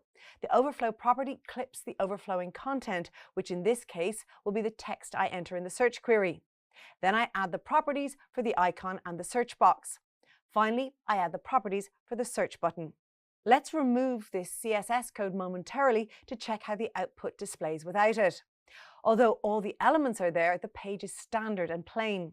I add the code back to the CSS file and check the output one more time. Now the search box displays the properties that I defined in my CSS file. Notice that when I change the size of the page, the search area doesn't change. Another place where Flexbox is used quite frequently is in navigation menus. In this case, I created an unordered list that consists of 4 items. Notice that in my CSS code, I use something called a star or universal selector. The universal selector applies the rules to every element in my CSS code. I use this to clear any formatting that is browser specific. Now I define the rules for the container. It's important to notice that I use the flex flow, which is a shorthand property specifying the direction of the flex container and its behavior for wrapping. Another important property is justify content, which aligns the flexible container's items along the main axis. In this case, I have set it to stretch. Since the individual elements are part of the container, I applied the rules both to the container and to the element, which are the list items, anchor tag, and so on. It's also important to notice that the page is responsive.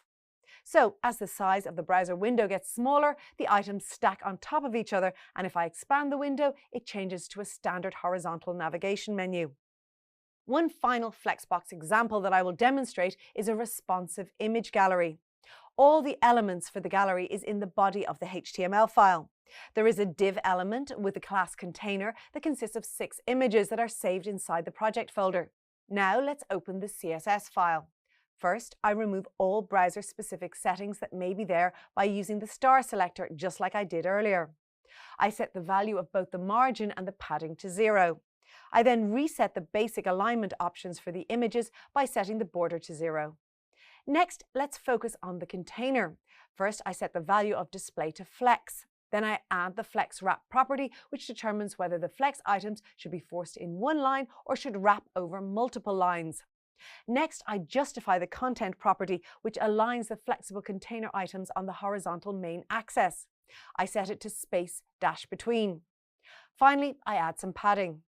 Let's inspect the output. The output window is narrow at the moment, so the 6 images are stacked on top of each other, but when I expand the window, they spread out. One can notice the effect better in a browser, so I copy the link and paste it into my browser. When I change the size of the browser window, it is clear that the alignment of these images is responsive. These are just some of the ways in which you use Flexboxes to provide responsiveness to websites and bind different elements together on web pages. You should now be more familiar with some simple ways in which you can use Flexboxes to bind elements together to create an easy, responsive layout on your web page. Good job! So far, you've covered different ways in which a Flexbox can be used to add functionality to a web page. In this video, you're going to explore the versatility of Flexboxes even further by using them to create bar charts. Bar charts are a common way of visualizing data used in statistics. It's easier to compare and understand data when viewing it in the form of rectangular bars that have heights in proportion to the values they represent. The different bars stacked alongside represent the classifying criteria. There are sophisticated data visualization tools available today that support web pages, but it's fairly straightforward to integrate data using CSS. CSS provides a straightforward way to do this by using Flexbox. With Flexboxes, you can generate both vertical and horizontal bar charts. These bar charts are called flex charts. The most important property when using flex is the flex property that in turn has the following three sub-properties. Flex grow, which specifies how much the item will grow compared to other flexible items. Flex shrink, which specifies how much the item will shrink compared to other flexible items. And flex basis, which specifies the initial length of the flexible item. Flex property can be declared with something called a shorthand notation, such as flex 0, 1 auto, where 0, 1 and auto are the default values for the flex grow, flex shrink and flex basis property. Let me demonstrate each of these types with the help of an example. Clients visiting the Little Lemon restaurant were given a survey to pick their preferred dish. The management of Little Lemon decided to publish the results on their website to draw attention to their most popular dishes. I've been asked to write code to make this possible. I've set up my basic HTML document structure in a file named flexcharts.html. I begin by creating a class called row by writing .row and pressing enter to get the div tag. This will be a horizontal group across the page that will display the result.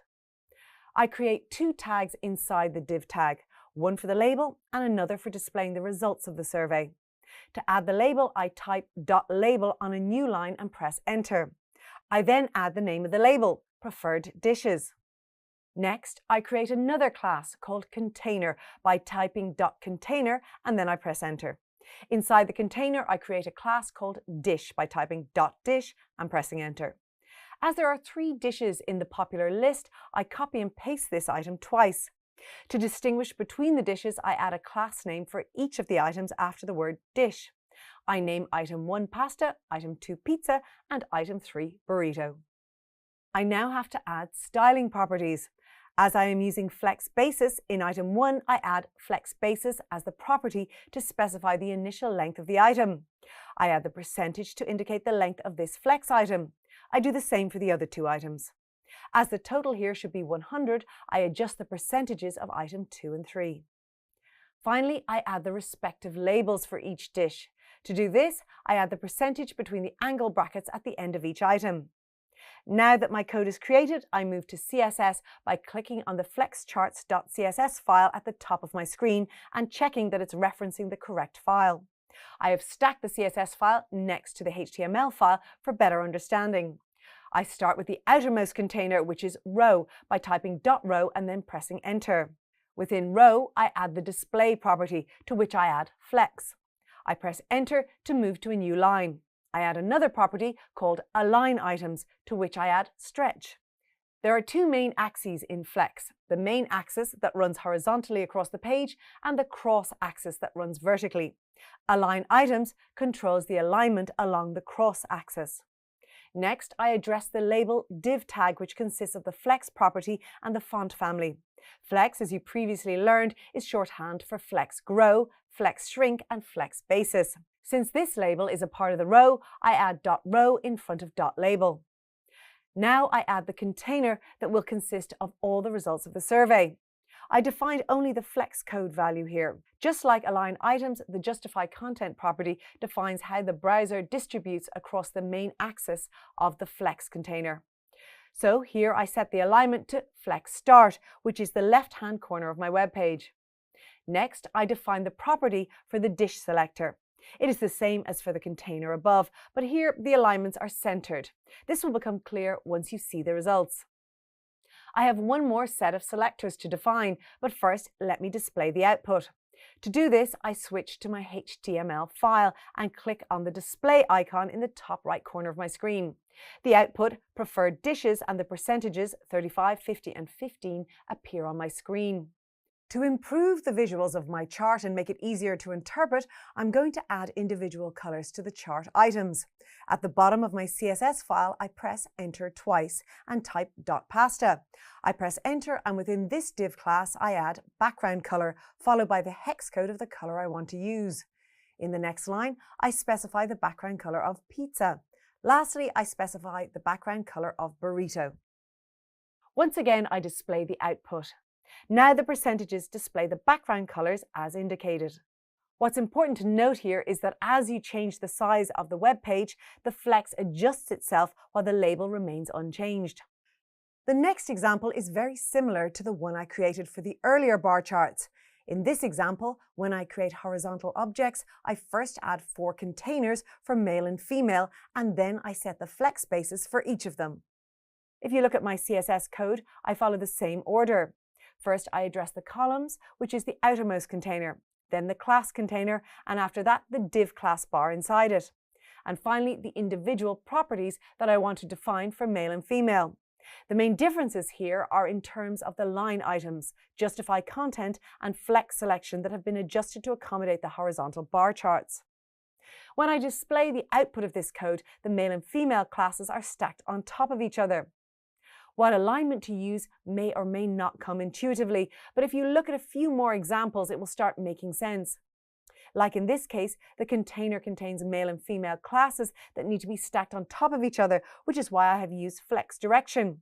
That was a lot of information about the many uses of flex boxes, so you should have a good idea of how to use them in your own coding now. The graphical representation of information or data makes it accessible and allows you to see and understand trends and patterns. In this video, you've explored ways to create bar charts using Flexbox. CSS grid layouts are important when it comes to designing a good web page. This is because layouts are a way to provide visual cues for a user by organizing relevant content to make it easier to comprehend. So let's learn more about layouts. When someone says the word grid, you probably think of lines that cross each other to form squares or rectangles. CSS grids are two-dimensional design layouts that are responsive and compatible with browser variations. They are an alternative to other options such as flexboxes and tables, especially when you are working with larger scale layouts. Columns are the vertical tracks and rows are the horizontal tracks in your viewport. Grids divide the page into rows and columns, and the space between these tracks are called gutters or gaps. And a cell is the space in a grid container where a row and column intersect. There are several different configurations you can add to define and modify grids. Let's examine an example that uses a HTML document to demonstrate how to iteratively make changes to a grid. First, let's create a HTML document called index.html. Right now, the contents displayed in the viewport are just a vertical series of letters from A to E without any styling. Let's start adding content to the CSS file. The first thing to do is set the values for the properties of the different box classes inside the container object to make the layout look more presentable. The letters now have a better visual design, but their arrangement on screen is unchanged. The result is that each letter occupies more screen space than is necessary for its size. What's displayed in the viewport may appear to be a grid, but it's not actually one. It's just the default settings of CSS for a layout. Once you convert this into the grid layout, you'll be able to recognize the flexibility it can add. So let's convert it into a grid layout. Set the properties of the container class by first assigning a grid value to the display property. The display property is also used to set display types for other designs such as flex, block, inline, and so on. And it's usually a part of container elements inside our code. The updated container now has the display property value set to grid and the property values configured for 3 columns and 2 rows. That's 2 changes from the previous configuration. Let's examine them. The grid template columns property has been added into the CSS code to set the size of each of the 3 columns using pixel values.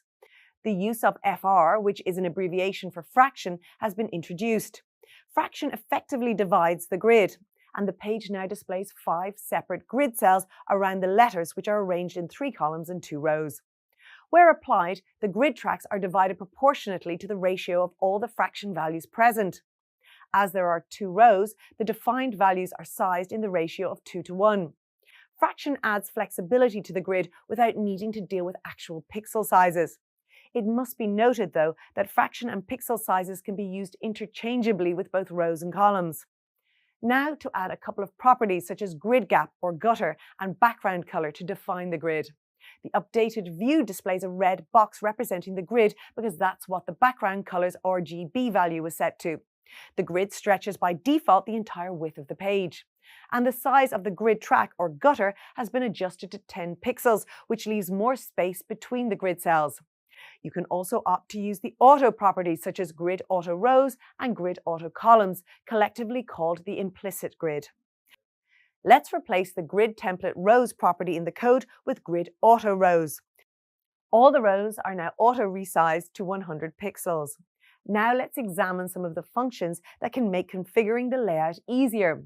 First, the repeat function passes the number of repeats required for a given number of rows and columns. The result of the code adjustment is an unchanged web page from the last instance because the repeat function didn't change anything, it just reduced the amount of code you needed to write. Therefore, the repeat function helps reduce redundancy and provides ease of code modification. Next, the min-max function sets the minimum and maximum values expected for the sizes of rows and columns. Let's set the value for the grid auto rows to 150 pixels. The output is modified so that the minimum size of each row is 150 pixels. One more important concept is grid frameworks. There are a number of commonly used grid frameworks in layouts. Two such grid design layouts are known as the 12 and 16 column grids.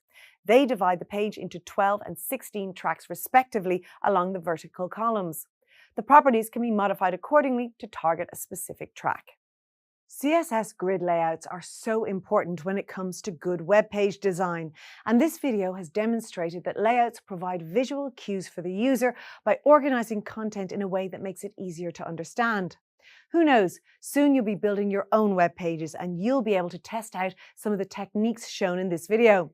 And don't forget the repeat and min-max functions. They'll save you time and effort. In this video, you will learn about how differently commonly used grid layouts are created and where you can use them. Let's start by examining the grid layout named the pancake stack. I've opened extra.html in Visual Studio Code. Now I can start adding the different elements. First is the restaurant's name, Little Lemon, which I put into the header. Then in the main element I type menu, and for the footer I type about us.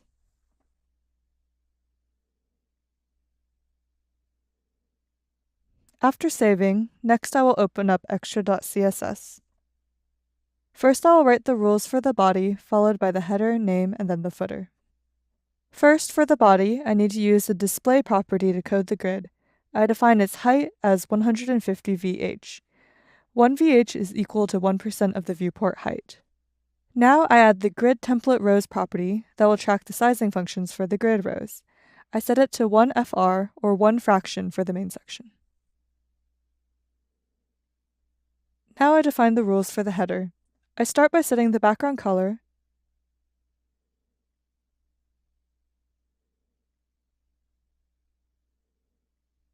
and follow that up with text alignment, which is centered, and 2 EM padding. 2 EM is a relative height, which is twice the size of the current font height. Let's examine the output.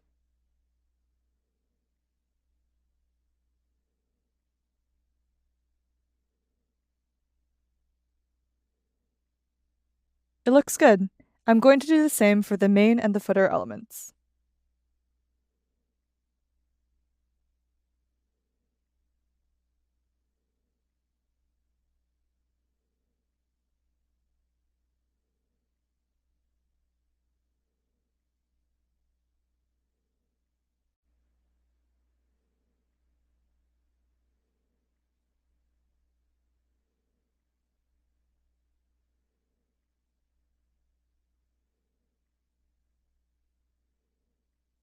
I've changed the colors, but everything else is the same.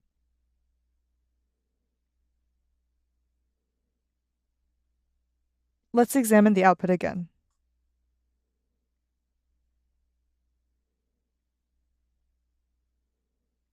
It looks exactly like I was expecting. The header, main, and footer are all formatted in different colors, and if I modify the size of the page, the layout changes accordingly.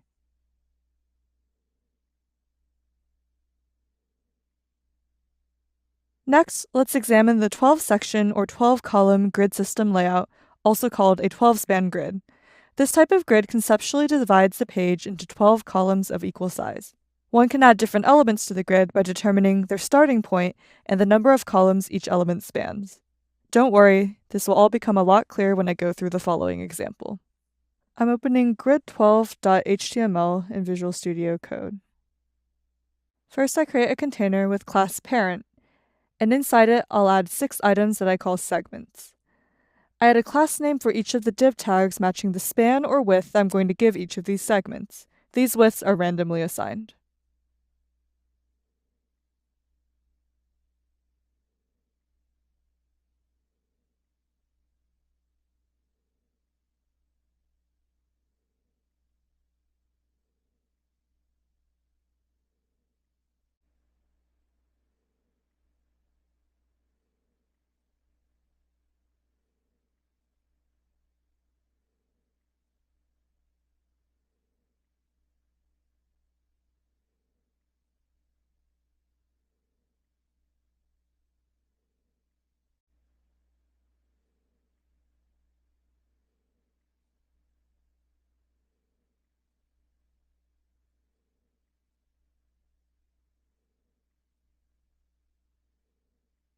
Now I'm going to save and open up my grid12.css file.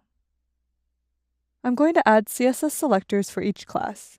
I will first add CSS properties for the parent class, and then for the individual segments I defined. For the parent class, I write display grid, and then add the grid template columns property, which I'm going to repeat 12 times with 1 fraction each.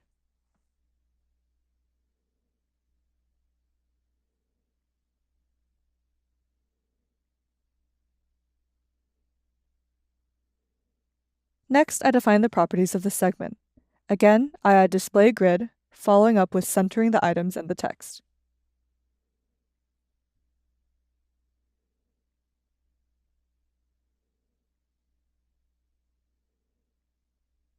Then I set the grid template rows property. I want the segments to be a little wider, so I'll set it to 100 pixels. Let's examine the output.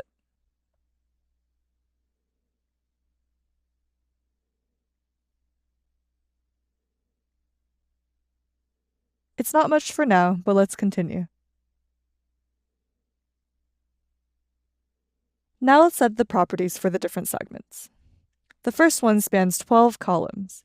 I start by adding a light sea green background,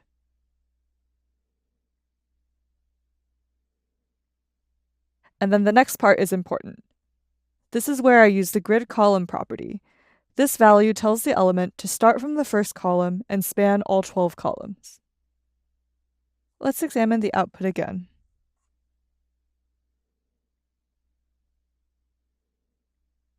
These 2 segments are now in better shape, starting from the first column and spanning all the way to the 12th. Let's add another selector for 8. Again, I copy the same code, but instead of starting from the first column this time, I'll start from, say, the 5th column, and it'll span across 8 columns. Let's change the color here to bisque. The color now makes it obvious that the element starts from the 5th column and spans 8 columns. Let's add the other segments, and then we'll examine the code again.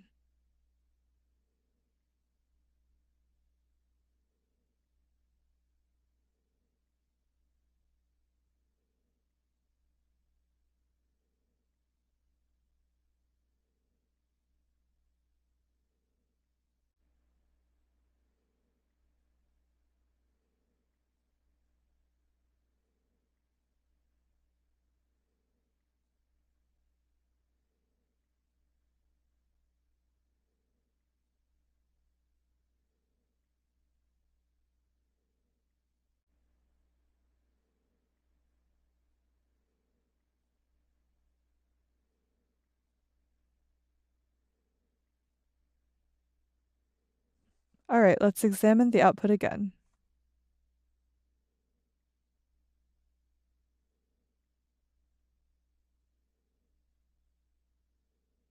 Now this is looking a lot more presentable. There's also another way to view these columns. Click on More Browser Actions and then on Open DevTools pane. Then you can select the button in the corner to select an element on the page to inspect, then scan over the grid. The page is systematically divided into 12 different columns, and you can configure your code according to your requirements. Grids like these are really useful when it comes to designing something like a magazine, newspaper, or page layout, which can replicate these models. Now you know about the basic grid layout and the 12-column grid. Websites have to work on a lot of things. Mobile phones, desktop apps, tablets. The idea behind responsive web design is building a product that works across a range of viewports. And there's a lot of techniques to do this, but the core problem is you have a product and it needs to work everywhere. How do you do that?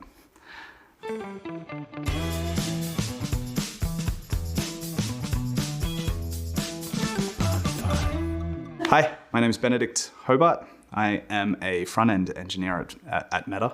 Open a website and then just change the width of the browser window and see what happens to a website. A good responsive website, you'll see maybe you've got a top tab bar that then collapses into a drop-down menu. So that's responsive design.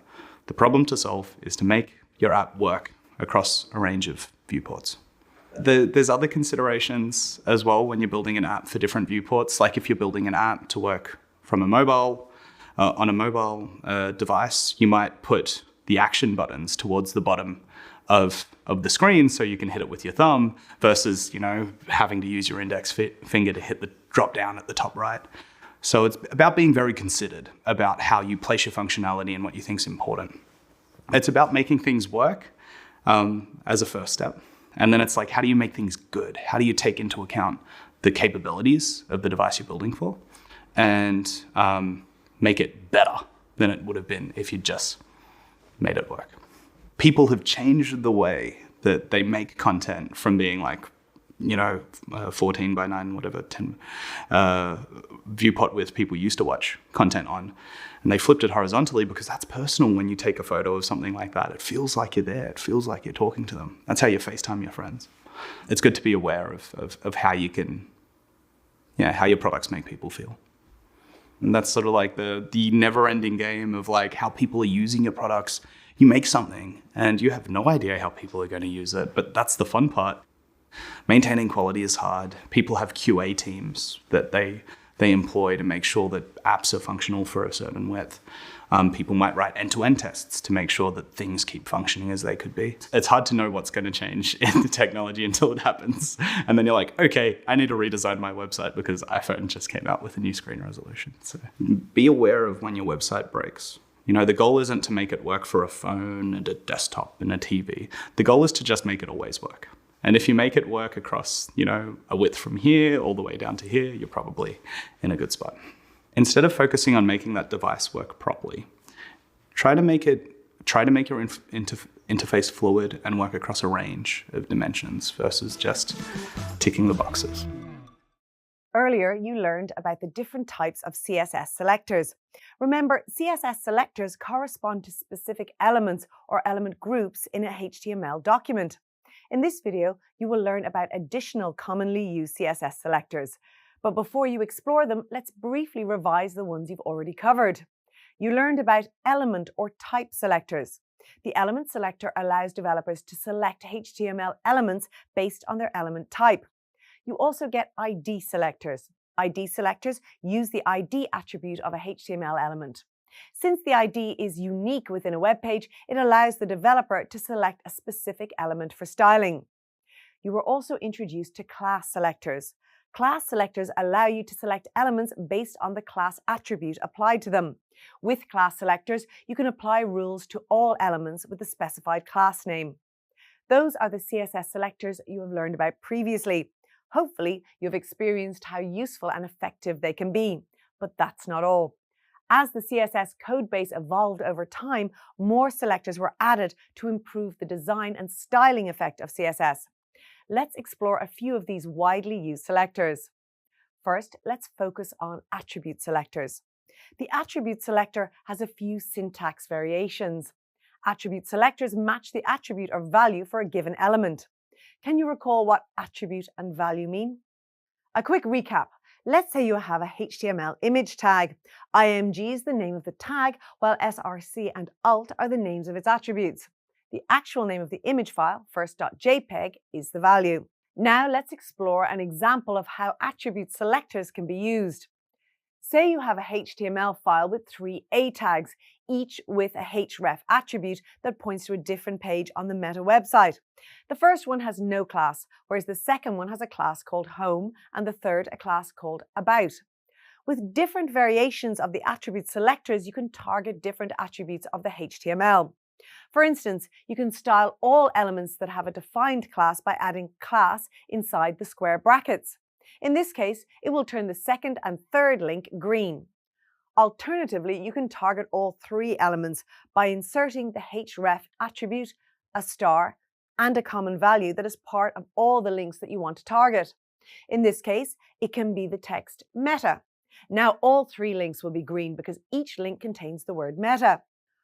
Or you can target only the first element by adding the specific link as the value of the href attribute that you want to target inside the square brackets. Wherever there is an attribute on a web page, you can use some variation of an attribute selector to modify it. This makes attribute selectors a very flexible styling tool. But let's move on to 2 other widely used selectors that you need to know about: nth of type and nth child selectors. The syntax of these 2 selectors is very similar. As their name suggests, these selectors target the nth child or nth type of a specified parent element. But what does parent mean exactly? Well, say you have a few list elements in an unordered list element. The unordered list element is the parent tag in this case, and the 3 list elements are the children. Now let's specify that the second list element must have a certain styling. In this case, you can use both the nth of type and the nth child selectors to do that. Both will produce the same output, where the second list element will be colored aqua in this case. Another commonly used selector is the star selector. Just like in many other programming languages, star selectors are used for selecting all the elements of a web page. It will affect all the elements in the HTML file. It is especially helpful when you want to reset the default settings and styles that browsers use before they apply your styling to the web page. Finally, did you know that you can group selectors? If you want to apply the same styling to more than one type of element, like the heading 1 and paragraph elements, you can use group selectors. Instead of using element selectors, where you use a rule for every element, such as heading 1 and P, you can type H1, P and then add the CSS properties. The CSS rule will then be applied to all heading 1 and paragraph elements. Group selectors can save you a lot of time. They are also called selector stacking. In this video, you reviewed the CSS selectors that you are familiar with. You also learned about additional widely used CSS selectors, their syntax, and how they can be used to target specific elements on your web pages. The selectors covered were attribute selectors, nth of type and nth child selectors, star selectors, and group selectors. Learning how to use these CSS selectors is important because it allows you to be more specific when styling your web pages. In the rest of this lesson, you will be introduced to several advanced selectors. At first, they might seem more complex than the ones covered in this video, but with a bit of practice, they will become part of your everyday web styling toolkit.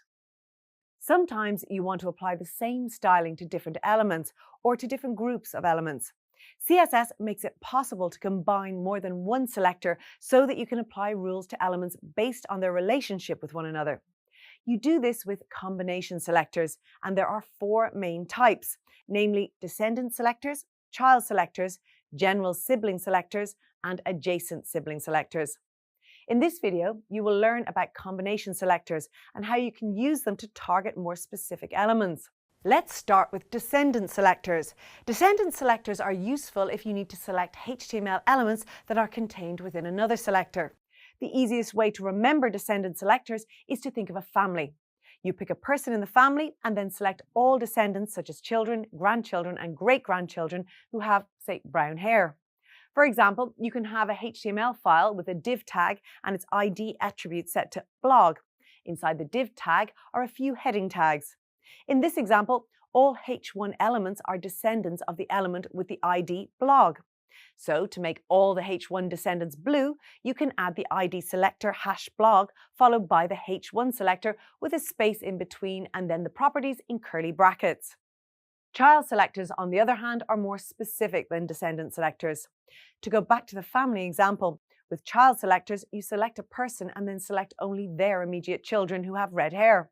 Let's update the previous selector to a child selector by adding a close angle bracket in between the two selectors. The effect is that now only the first H1 element turns blue.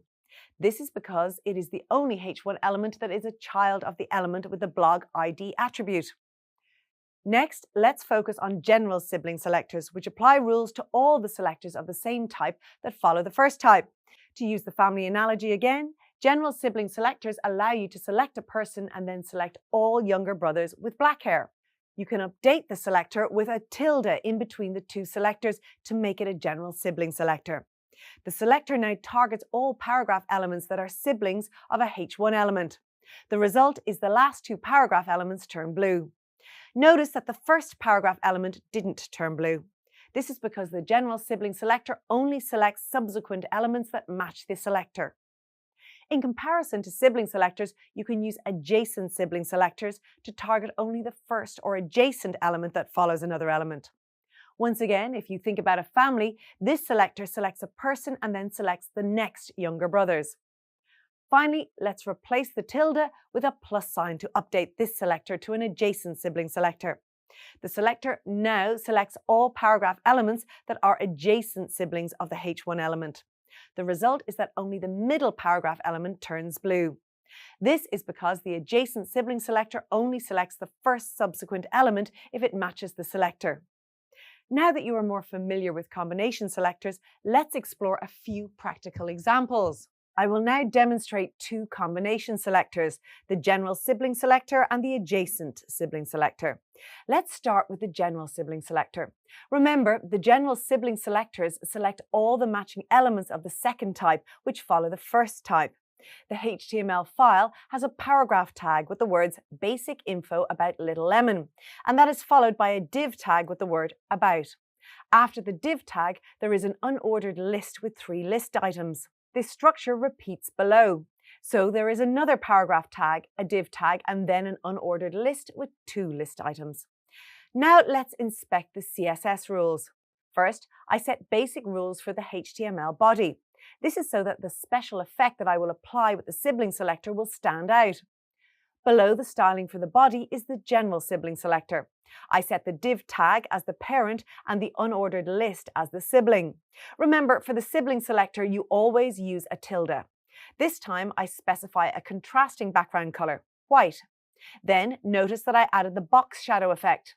As the name indicates, it adds a box with a shadow around the element that you target. The box shadow property consists of the horizontal offset set to 1 pixel, the vertical offset set to 1 pixel, and then the blur radius, which I set to 3 pixels. Thereafter, you need to specify the color of the shadow, which in this case is set to grey. So what elements will be styled? Remember, sibling selectors apply rules to all the selectors of the same type that follow the first type. Let's go to the HTML again to identify what will be styled. The first div tag is the reference, so the rules will target the unordered list that follows it. And again, the second div tag will also serve as a reference, and the rules will affect the unordered list that follows it. Let's inspect the output. The background is orange and there are 2 box shadows, each with an unordered list inside it. Notice that the subheadings that are inside div tags about and employee or owner just have the body styling. The sibling selector only targets the items that follow the div tags. By now, you should realize that you can use the sibling selector to efficiently apply the same styling to several elements with one rule. If there is another instance where an unordered list follows a div tag on this page, it will also have a box shadow. But say the page has other unordered lists that do not follow a div tag, the styling will not be applied to those elements. Next, I will demonstrate how to use the adjacent selector. The HTML file contains an image tag and then 3 paragraph tags. Thereafter, there is another image tag followed by a div tag and then a paragraph tag. Lastly, there is another image tag followed by a paragraph tag. Notice that the first paragraph after the top and bottom images are descriptions of the images above it. So I want to style these paragraphs so that it looks like captions. In other words, I want to style all paragraphs that follow an image, but not affect any other paragraphs or other elements like a div tag. And I can do this with the adjacent selector. Because remember, the difference between an adjacent selector and a sibling selector is that the adjacent selector only targets the first element following the reference element, whereas the sibling selector targets all the elements of the same type after the reference element. Let's inspect the output and CSS code. As explained, the first paragraph that follows the image is styled differently than the next two paragraphs. Notice that I set up the styling in the adjacent rule so that it will appear as a caption. The text is smaller and aligned in the center. Again, with one rule, I applied styling to two captions. If you have a site with many images and captions, the adjacent selector will be very helpful and save you a lot of time. In this video, you learned about combination selectors and how to use them. As you become more advanced in styling your web pages, these CSS selectors will surely be helpful in targeting specific items and save you a lot of time. Pseudo-class selectors give developers great control over what they select and style. By knowing how to use these selectors, you will not only improve the interactivity of your web pages, but you will also be able to add advanced styling without too much effort. These selectors are also often referred to as just pseudo-classes.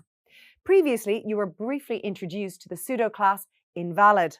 Remember, pseudo-classes are state-based selectors, which means that they allow you to select elements based on their state, for example, the hover state. You use pseudo-class selectors to improve the interactivity of web pages by styling elements in response to user input. In this video, you will explore practical examples of how to do this. There are many types of pseudo-classes. Other than the hover state, examples include selecting an element when it is active or in focus, or when a link has already been visited. Pseudo-classes are also very effective to target specific elements such as, let's say, the fifth item in a list, bold items, empty elements, and so on. Let's review the general syntax that you use for various pseudo-classes. You add the selector, a colon, the pseudo-class, and then the properties.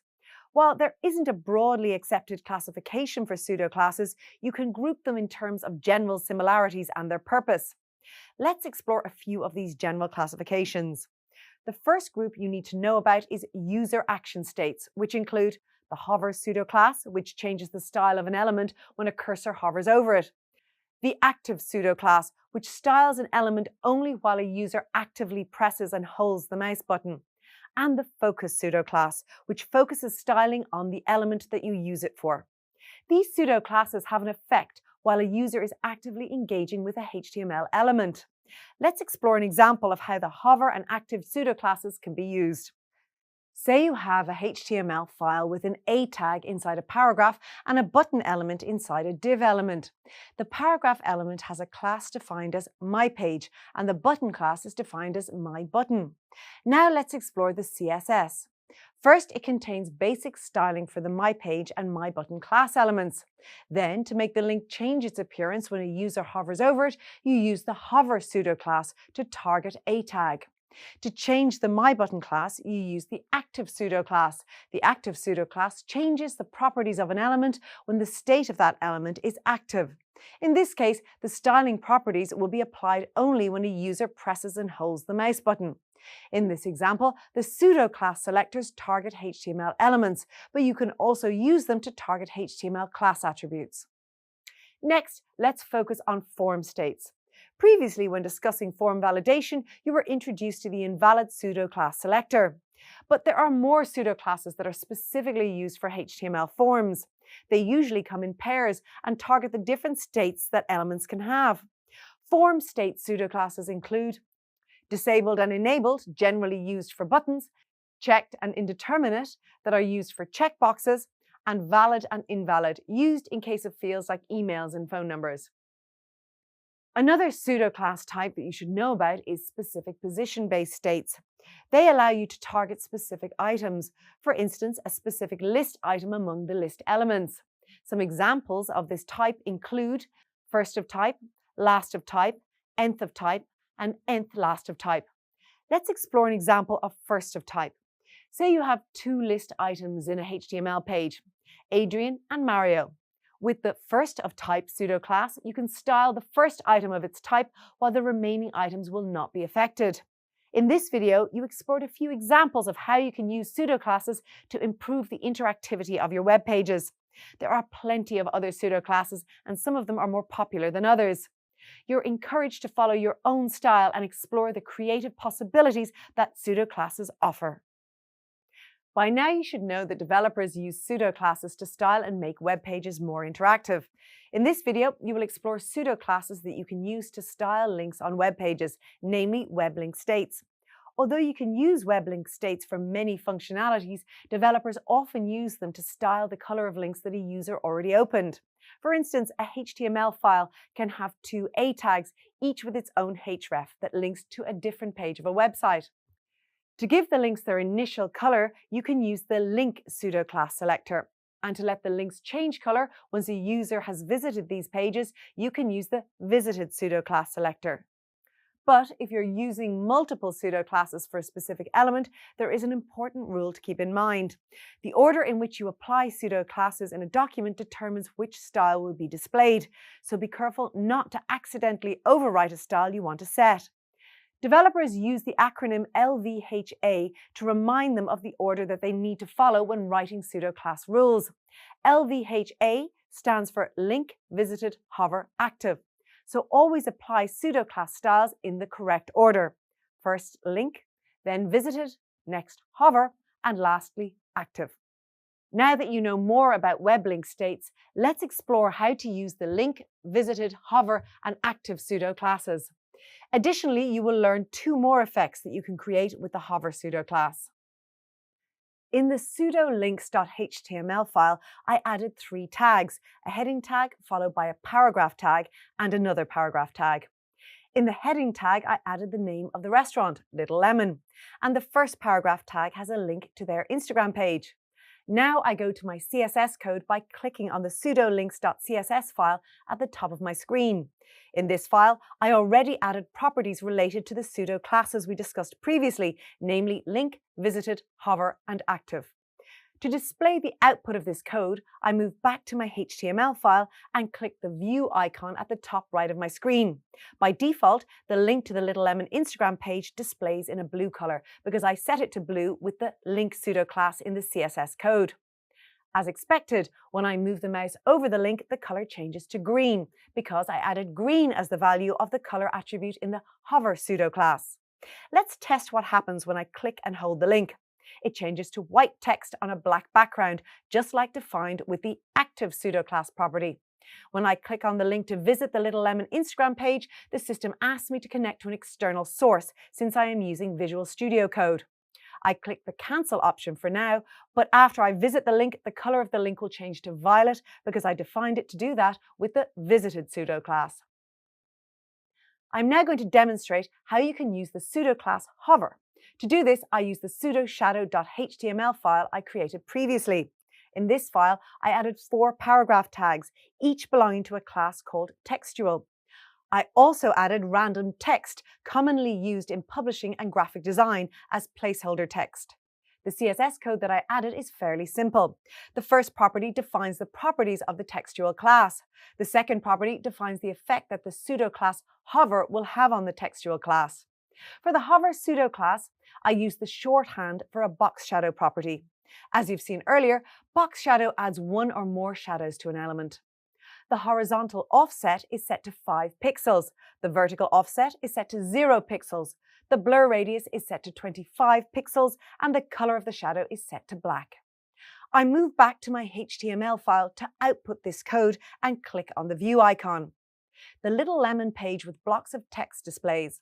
The text looks like regular blocks of text, but when I hover over a block of code with my mouse, it gets highlighted with a box shadow around the edges. I get the same effect when I hover over any other block of text, as all the blocks of text belong to the same textual class. This is an interesting effect that is simple to create with the help of the hover pseudo class. In this video, you learned how to use pseudo classes like web link states to improve the interactivity of web pages. You also explored additional effects that you can create with the hover effect. Most popular websites have numerous animation effects. You might be so used to effects that you fail to notice them while using the web. Think of sliding galleries, hover over, or cursor effects. Applying effects to web pages is an essential skill for any front-end developer. In this video, you will learn what effects are and briefly explore common effects being used currently. So, what exactly is an effect? The formal definition of the word effect is a change that is a result or consequence of an action or other cause. Animations are a type of effect that has brought lifelike quality to web pages, and today they are an all-pervasive part of web development. In other words, animations are graphics in motion transitioning over time. The idea of animation had been around for many years before technology was good enough to integrate it into online experiences. The graphics interchange form, or GIFs, can arguably be labeled as the first attempt to bring effects to web pages. The first GIF ever created was of a moving airplane by Steve Wilhite in 1987. GIFs were followed by Flash animations. Flash made it possible to add audio and video components, as well as create dynamic websites. But Flash needed a special browser plugin to work, and that was a major limitation. When CSS came into use, it provided a simple, easy-to-learn solution that also made it possible to manipulate formats such as scalable vector graphics, or SVGs. There are plenty of programs and libraries that front-end developers can use to add animation to websites today. Libraries such as jQuery and PopMotion add fantastic visuals to sites. The downside is that they are hard to learn and can increase the development time of websites considerably. CSS, on the other hand, is still popular for adding effects to websites because it is easy to learn and simplifies web development. When it comes to basic animations and effects in general, CSS still offers more value in relation to time and resources. With some practice, CSS can produce surprisingly good effects. The possibilities for creating effects with CSS are endless, yet some effects are more popular than others. You will now discover a few that you can effectively create with CSS. The hover effect, which you learned about in the previous lesson, is possibly one of the most frequently used effects on web pages today. Developers use it to show that an element is matched by highlighting it in some way when the mouse hovers over it. Examples include the lightening or darkening of an element, or even other effects that highlight the placement of the cursor. Another popular effect is changing the appearance of the cursor. Instead of the conventional arrows, you can add animated effects that change the color or gradient, and so on. You are surely familiar with sliding galleries and slideshows. They are commonly used to display collections of images or text boxes. And then you get video backgrounds, which are commonly added to the top of the screen to illustrate movement. An effect that gained popularity since its introduction is the parallax effect. It gives users the perception of depth and dimension, with foreground elements moving faster than the background elements. It is likely that you are familiar with the back to the top effect. It is a simple element like a button that enables quickly scrolling all the way to the top of the page from the current button placement. Developers commonly use element and color transitions to emphasize focus on objects as users scroll through web pages. Full screen snapping is a quick transition from one page to another that occurs automatically while users are scrolling. Now that you are familiar with some popular effects, let's briefly visit the pros and cons of adding effects on web pages. The primary driving factor of web pages these days is to attract the attention of users. Web pages that use animation and effects optimally keep the attention of users without overwhelming them. Effects help highlight the special features on a given page. CSS styling and effects improve the creativity and aesthetics of websites, but too much of it can also lead to distraction and drive users away from the page. Besides, more animations increase the size of your CSS files, which can cause your web page to load slowly in areas with low bandwidth. Nonetheless, effects improve online experiences in general and are especially used to create intuitive navigation. You should now understand what effects and animations are. You also got a quick overview of the history of effects and the most popular effects used on the web today. Lastly, you explore the benefits and disadvantages of adding effects to websites. Websites without effects are not only dull, but users also have a hard time finding their way around such sites. Mastering CSS effects will enable you to create web pages that users love to use. Have you ever opened a website with a lot of text and thought, wow? There are two very different reasons you might have that reaction. Text or words can make a website engaging and interesting, but they can also make it look dull and cause users to lose attention. With the help of CSS, you can make the most of text by adding interesting effects. First, I will explain how to use the text overflow property that determines how overflowing content is displayed on your website. The first example sets the text overflow property with the value ellipsis. Let's take note of two CSS properties for the text class, whitespace and text overflow. The whitespace CSS property controls how whitespace inside an element is handled. The whitespace property in this code has a value of no wrap. The text overflow property specifies what to do with the content if it overflows its container. It has several possible values such as hidden to hide the content, or scroll to add a scroll bar. It is important to note that the text overflow property here is set to ellipsis. An ellipsis is 3 dots that represent the text that is clipped.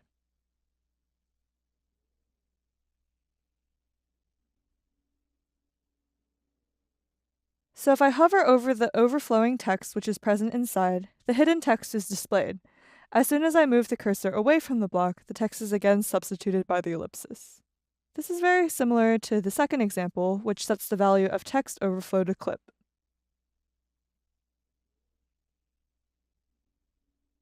In this example, the additional content is truncated to fit within the limits of the box.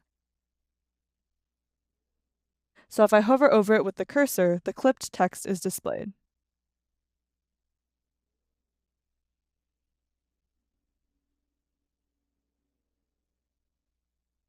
In the third example, I demonstrate how to create vertical text. In the output, the words 12 to 15 items are placed vertically within the otherwise horizontal text. I do this by putting those words inside a separate p tag with class name vert. Then in the CSS code, I set the writing mode property to be vertical RL.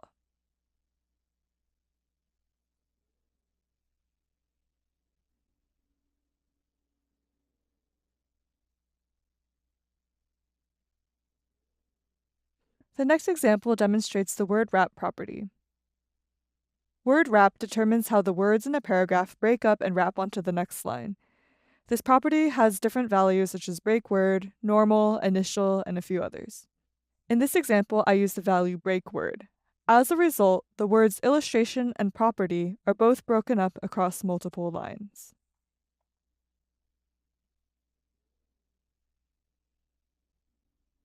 In the next two examples, I will add text effects using simple CSS code. In this example, I use a property called text shadow, which has a shorthand with 4 values.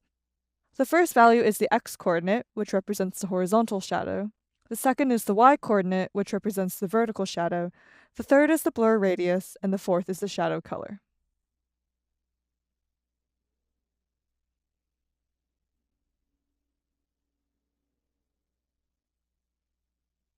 This next example explores an extension of the same idea. My HTML code has 2 heading tags, each with the class name glow. In the corresponding CSS code, I've added the text shadow effects for that class.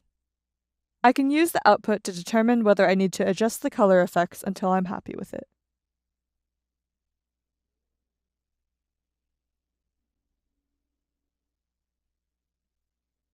That's all my examples. In this video, you learned how to add effects to your text using a few simple rules in CSS. So far, you've learned how animation can be used to add interactivity and responsiveness to a web page. Eventually, you'll be able to create amazing animations with CSS. But to get started, this video will introduce you to 2 properties with which you can create basic animations. In this video, you will learn how to use the transform and transition properties. The syntax of the transform and transition properties are similar. You simply add transform or transition and the value. But what exactly do these properties do? The transform property modifies the spatial position of an element. For instance, it can change its scale and angle. But these changes are not very effective or user-friendly because they are instantaneous. To really create the illusion of motion, you need to control the speed of this effect. To do this, developers use the transition property in conjunction with the transform property. Let's explore how these 2 properties work together. For example, you can set up your H1 elements to rotate 0 degrees by default, but by using the hover pseudo class and the transform property, you can let the element rotate to 20 degrees when the mouse hovers over it. Without a transition, the rotation will be instant. But by adding the transition property with the value transform 2s, the rotation will animate over 2 seconds. Now that you know the basics about the transform and transition properties, let's explore a practical example. I already set up a HTML file that contains a div tag with the class container and in it 2 other div tags. The first div tag contains the letter A with a class called A. The second contains the letter B with a class called B. Let's view the CSS file. It has 2 class selectors, .a and .b, and each has a margin property. This is just to add a space in between the div elements. First, I add the transform property to the A class. There are a number of keyword and function values inside this property. I choose skew X from the suggestion list that appears. This will tilt the letter on its X-axis. You can also choose to skew it on its Y-axis or even on both axes. I add a value of 20 degrees. Next, I add a transform property to the B class as well, but this time I use the keyword rotate and add the value of 20 degrees. This will cause a different effect. Let's inspect the output. A displays skew, almost like an italic letter, but towards the other way. B, on the other hand, looks normal, but it is turned sideways by 20 degrees. Since these transform effects are instantaneous, you do not notice them as they are applied. To change this, you need to add the transition property. I add the transition property to both classes with the value of 5 seconds. This time you can notice how the letters transform because it happens slower. Let's move on to a more complex example. I open another HTML file with a class called box inside a div tag element. First, I will write the rules for the box. Then I will add rules using a hover pseudo class and grouping selectors to perform transformations on the box. The initial output will be a green box. Let's go to the CSS file and write the rules for the box. The first property I add for the box is display as grid. Then I set the width and height to 240 pixels and also add a margin of 100 pixels so that the box will display in the center of the output screen. Next, I add a background color with an RGB value.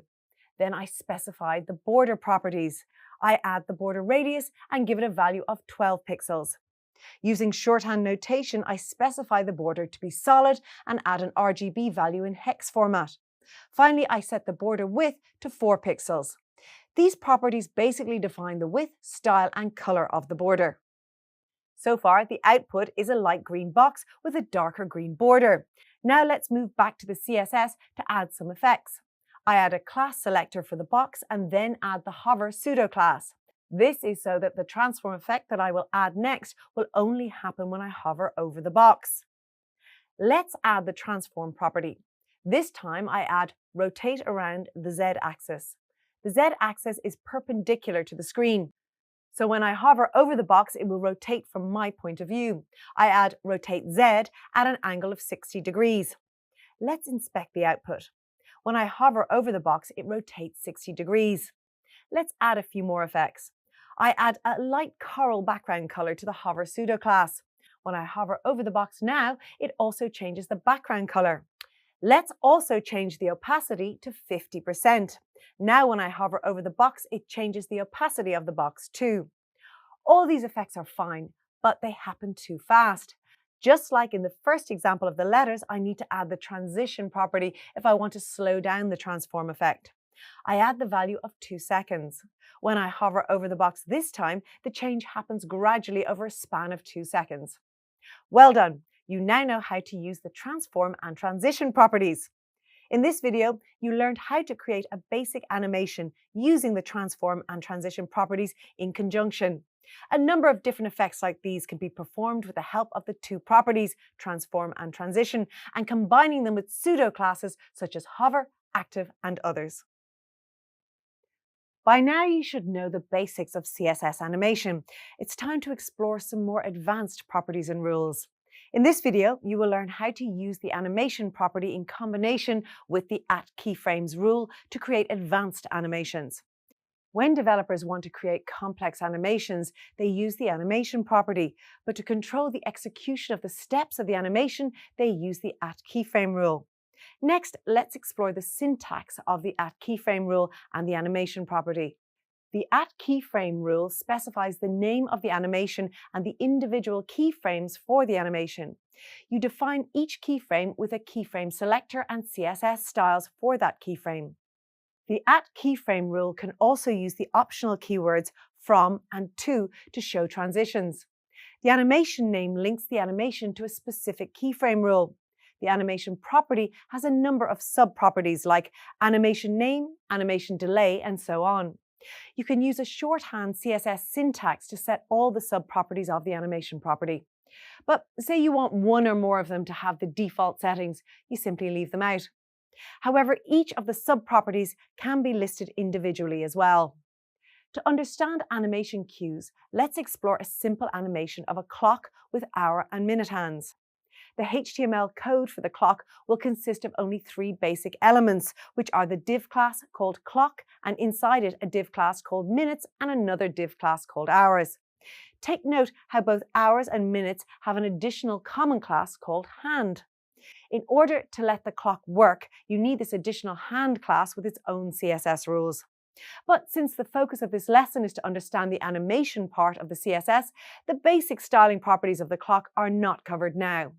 All that you need to know is that you create 2 classes, clock and hand, and insert style rules that specify the basic layout and appearance of the clock and hands. So far, the output of the CSS is a static blue clock face and red hands with white borders. Now you can configure the animation for both the hour and minutes classes. The only difference between the two will be the speed at which they change positions. For the minutes class, you add the animation property with the value of 6 seconds infinite linear. For the hours class, you add the animation property with the value of cycle 60 seconds infinite linear. These 2 rules set the animation name cycle to complete iterations for respective timings over an infinite time duration and linear timing function. Since the other animation properties are not mentioned, they are set to the default values. Finally, you can add the @keyframe rule. Type @keyframe cycle and then the 2 special keywords, namely from and to. For the from keyword, add the transform property with the value of rotate 0 degrees. And for the to keyword, add the transform property with the value of rotate 360 degrees. Since keyframes is a type of rule in CSS, we will be adding these details inside curly braces. There will be a follow-up reading about keyframes after this video. So what exactly does this CSS animation do? Well, it uses the transform property to rotate the cycle associated with both the hours and minute classes from the value of 0 to 360 degrees. The combination of properties and rules will give a seamless appearance of a clock in continuous motion. In this video, you've learned how to use the animation property and the @keyframe rule together to get a specific effect. CSS offers endless creativity when it comes to animation. The properties and rules you covered can be configured in many more ways. For instance, you can combine them with other elements like images to achieve amazing animations using purely CSS.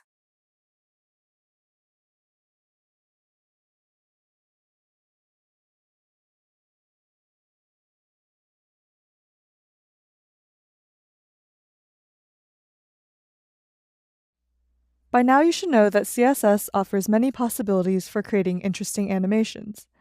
But to make your animations more complex and exciting, you need to have good control over the timing. That's why you need to know how to work with keyframes. In this video, you will learn how to do a basic keyframe animation in CSS. Previously, you learned how to animate a bouncing ball using the HTML canvas element and JavaScript. This time, you'll learn how to create the same animation using CSS. I opened Visual Studio Code and created my basic HTML structure in a file named index.html. In the head element, I added a link element to reference a CSS file named styles.css. First, I'll add the HTML element that will be animated. In this case, the element will represent the bouncing ball. So I add a div element to the body element and set its ID attribute to ball. Now I open styles.css.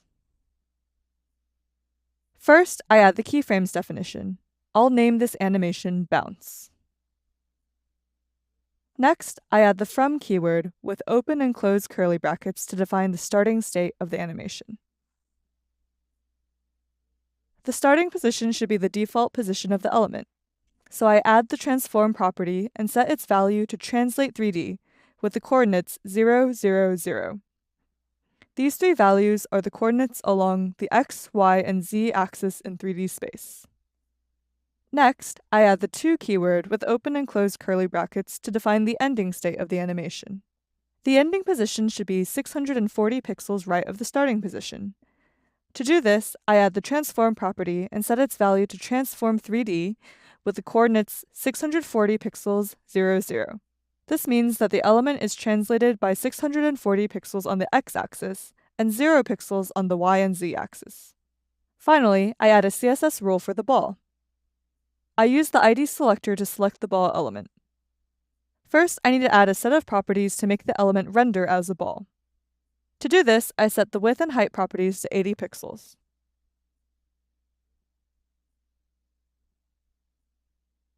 Then I set the border radius to 50%. This will round the corners of the element so much that it will appear like a circle. Finally, I set the background color property to hashtag 62687F to fill in the color of the circle. I save the file and open index.html in live preview.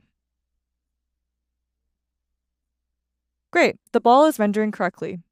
Now to connect the animation to the element. I open styles.css again. In the CSS rule for the ball element, I add the animation property and set its value to bounce 2s. This will play the bounce animation over a 2-second duration. I then add the animation direction property and set its value to alternate. This will play the animation in reverse when it completes. And then finally, I add the animation iteration count property and set its value to infinite. This will play the animation loop infinitely. I save the file and open index.html again in live preview.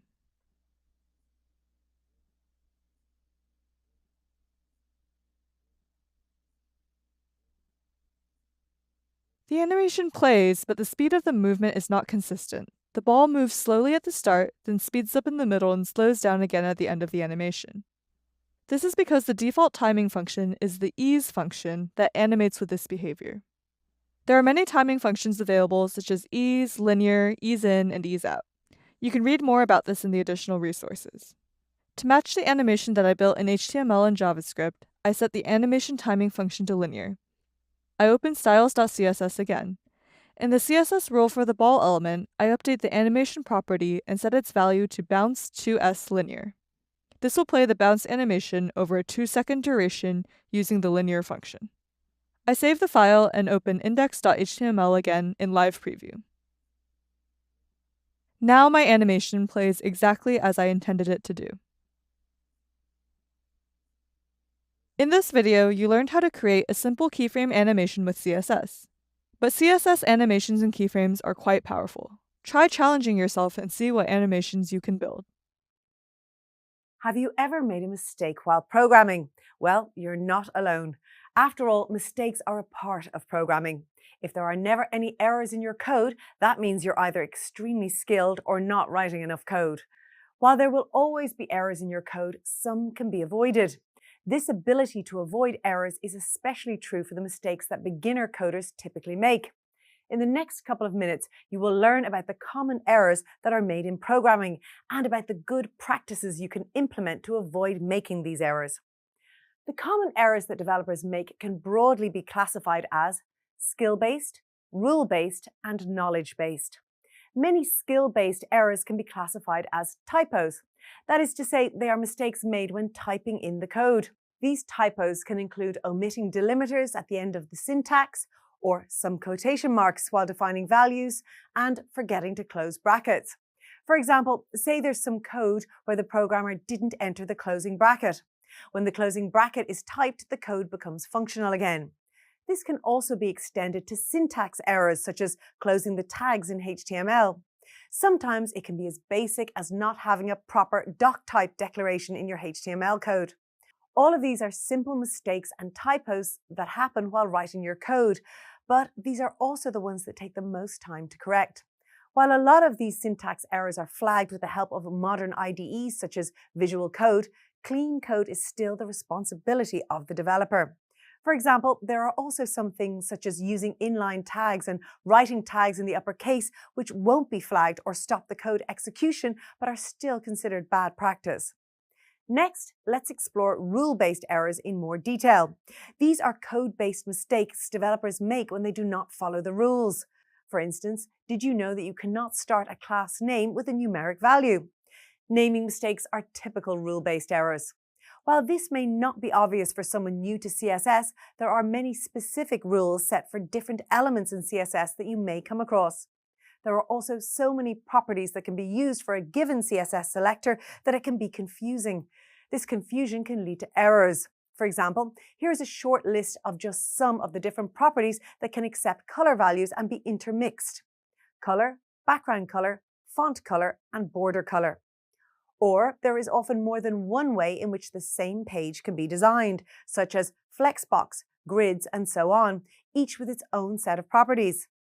All these properties may add to the confusion if not dealt with correctly. There are also knowledge-based errors. These errors happen when you are a more experienced coder, but you still have gaps in your knowledge. There is a tendency to have more and more complicated code, using complex queries such as using attribute selectors or writing rules for multiple classes. Expanding your coding knowledge will make coding easier, but at the same time, it may make things confusing if you make your code too complex. For example, when you have to go back to code after not seeing it for a while, and you have to figure out what you were doing when you initially wrote it.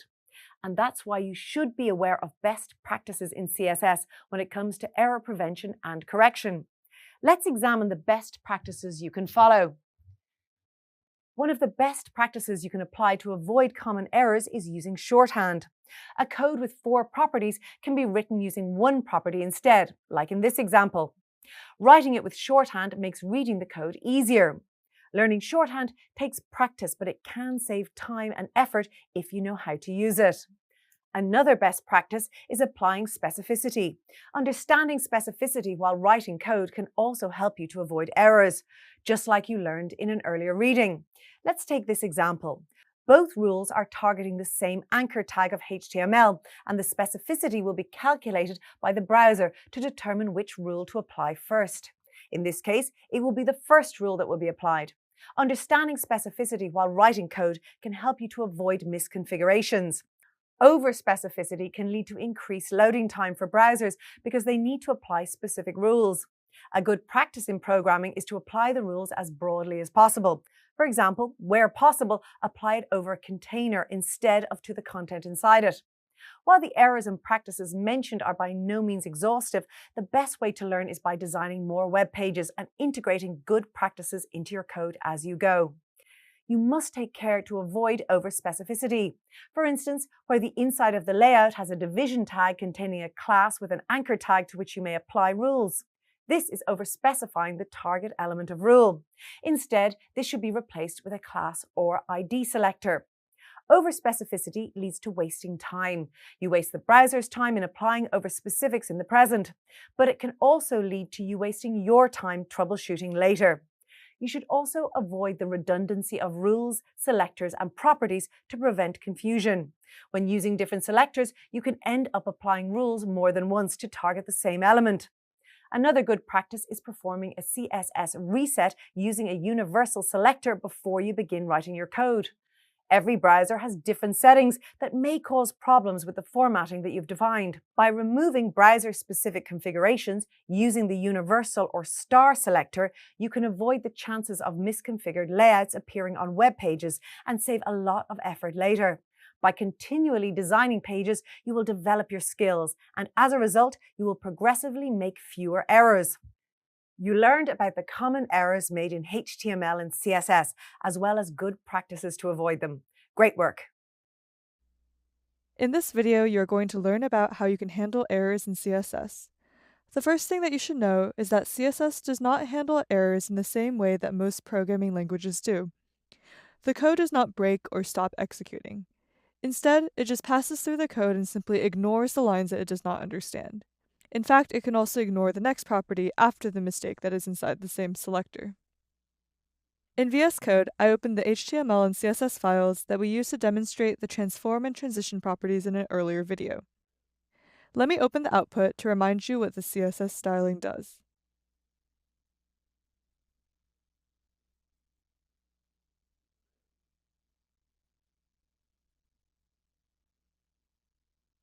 Now I'm going to tweak the CSS code to create a mistake. Let's remove a semicolon after the background color properties of the boxes. Visual Studio Code provides some basic information about mistakes. To get that information, I click on View and then Problems. An error message displays in the problem panel that says missed semicolon. But this error does not prevent the execution of the rest of the code. When I run the code, the boxes still display, but only their borders are visible and they have square corners. In other words, the CSS before the error is executed, giving the boxes their size and placing them in a grid, still run. Then the background color properties, as well as the border radius properties in the line below, are skipped. After that, the rest of the styling is still applied, such as the border properties as well as the hover pseudoclass properties.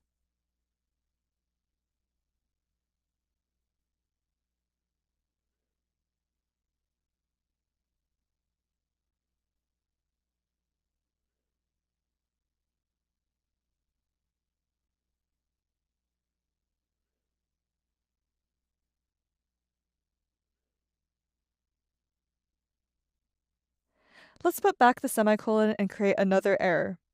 When I remove the semicolon after the background color properties of the hover class, the hover effect still works, but the color does not change to light coral. The opacity properties in the next line are also not executed, but the transition property still works.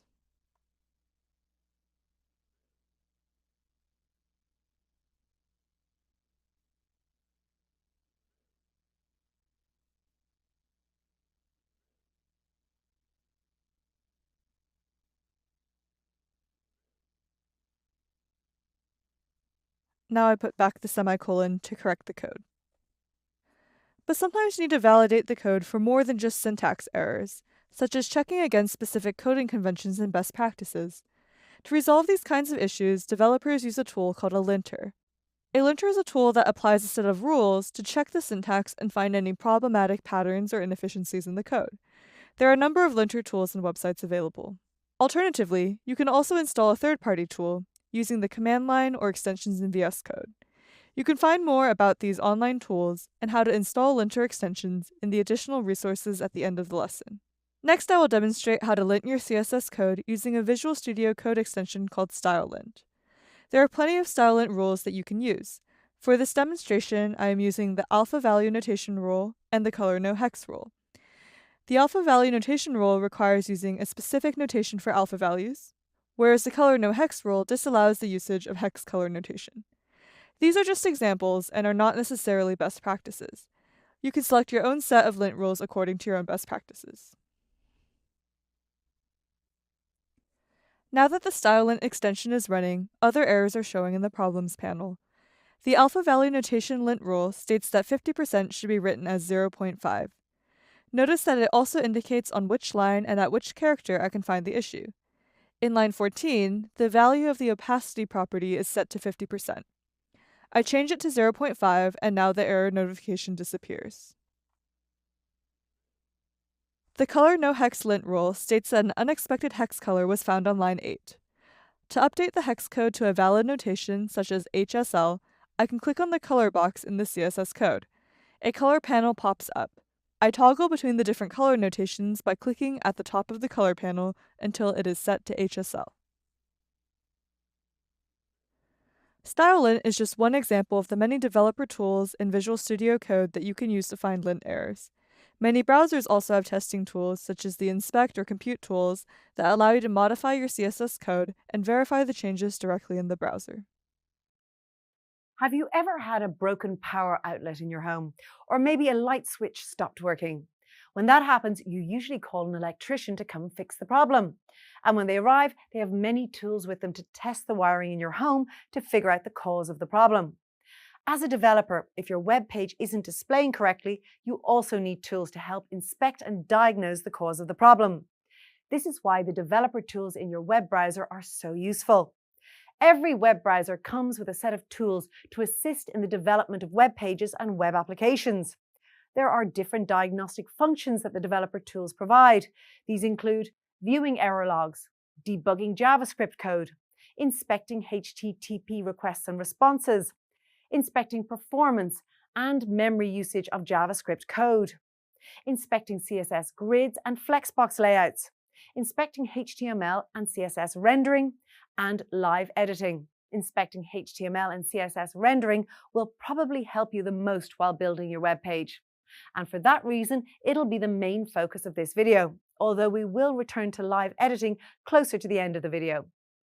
Right-clicking in your browser and clicking Inspect opens the developer tools. This means you have your page and its HTML document side by side on screen at the same time. This allows you to highlight a certain displayed element on the rendered page, like the logo, and note its corresponding HTML highlighted in the developer tools. Think of all the time it'll save you when you're trying to locate the code of a troublesome element.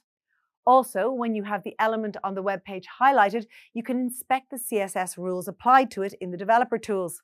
That makes finding problems easier because you can identify which CSS rules are being applied to an element and what the properties of those rules are. Next, let's move on to the box model, a CSS and HTML feature that you can inspect using developer tools. Depending on your web browser, it will display beside the CSS rules or in a dedicated tab called Computed, which is located beside the Styles tab.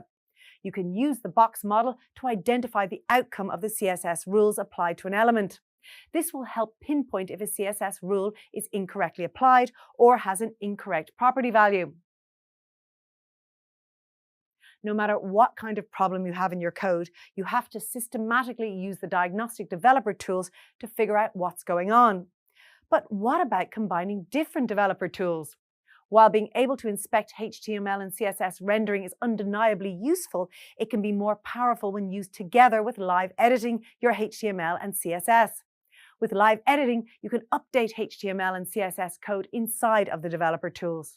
This allows you to test CSS rule changes and adjust HTML elements to verify fixes before permanently adding them into your code. And saves a lot of time because you spend less time editing and reloading your web pages. Isn't that great? In this video, you explored how using browser developer tools can assist with debugging HTML and CSS code. Just like the electrician, you as a developer have many tools at your disposal to inspect and diagnose problems. And developer tools definitely make creating and maintaining web pages and web applications easier. The next reading will explore developer tools in more detail. One of the frustrations you're likely to run into will be compatibility issues that occur when rendering your CSS files on different browsers. Well, you can use code and specialized websites to sort out these compatibility issues. In the next couple of minutes, you will learn about the interactivity of CSS with other browsers and how you can add code to your CSS files to ensure compatibility with these browsers. You will also learn about the specialized websites available that you can use to check whether your code is valid on multiple browsers. CSS has been around for a long time and has evolved quite significantly since it was first introduced. As new features are added to the CSS specification, compatibility issues can occur while the different browsers decide on the implementation of the new features. While all the major browsers are mostly in alignment on how CSS is implemented, there are still browser-specific differences that occur, which sometimes may disturb the layout, styling, and other responsive components related to CSS. Additionally, each browser has its own default CSS properties for different HTML elements. Most browsers have their own specific engines that are used for rendering HTML and CSS. Examples of these include Safari's Engine WebKit, Google Chrome, and other Chromium-based browsers like Edge and Opera's Blink. As a result, different browsers can have different ways in which the CSS rules get displayed, even if the styling and alignment are defined correctly. The changes that occur are usually subtle. For example, colors and fonts may appear slightly different from the original styling, and this may affect the user's experience. However, sometimes the difference can be more noticeable, like with layouts, specifically involving alignment. Let's explore one such example now involving the use of flex and grid layouts. The most common layouts that render differently depending on the browser in use are the flex and grid layouts. For example, animated grids sometimes don't animate correctly in certain browsers, and Flexbox can have trouble handling the correct aspect ratios and alignment.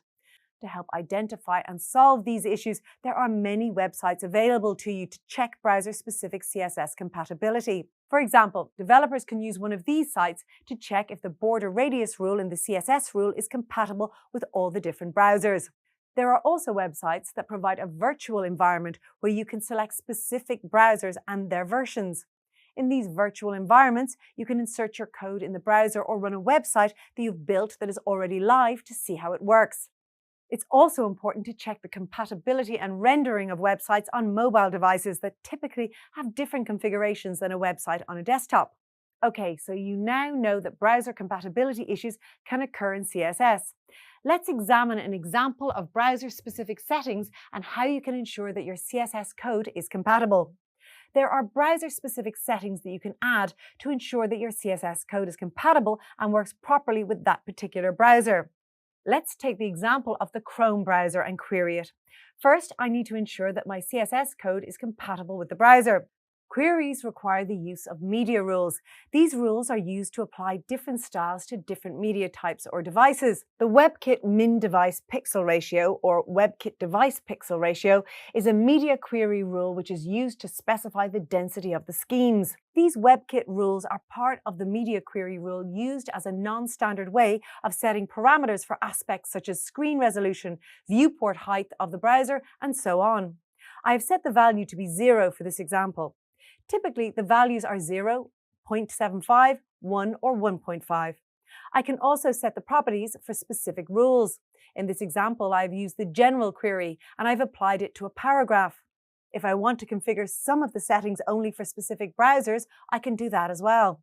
In this example, notice that I have set the CSS rules to be compatible only with the Safari browser. Similar to defining rules inside the CSS file, Internet Explorer makes use of conditional comments inside HTML, which makes the code compatible with Internet Explorer. The support for conditional comments in the latest versions of Internet Explorer has been deprecated, but they served as an important bridge to ensure compatibility with earlier versions. There are a number of media queries and variations for these conditional comments and other browser-specific settings that I can add to the CSS and HTML code. Adding such media queries and other CSS code for setting compatibility with browsers is a vast topic all by itself that can be explored beyond the scope of conventional CSS rules. Fortunately, there are many CSS libraries available to help ensure that your CSS rules are consistent across browsers, such as Modernizer, Reset.css, and Normalize.css. Previously, when CSS incompatibilities were quite prevalent among different browsers, a simple solution was found in the form of CSS Reset. A CSS Reset file consists of rules that will reset the values for different types of selectors, pseudo-classes, and so on before the actual rules are implemented. While browser incompatibilities are greatly reduced, the practice of CSS Reset is still followed by designers to ensure cross-browser compatibility. In this video, you learned about CSS compatibility and the issues that can occur between different browsers when rendering CSS. You learned how each browser has its own rendering engine and that developers can use specialized websites to check their CSS code is valid on multiple browsers. Finally, you explored browser-specific settings that you can add to your CSS code to ensure it's compatible and works properly with particular browsers. Well done. As you may have experienced when using different apps in your everyday life, first impressions matter, whether you are using an app to make a photo collage or to order food online. If you are using a new app and it doesn't behave the way you expect it to, it makes a bad first impression on you. It may very well leave you feeling frustrated and seeking alternatives that can deliver what you need.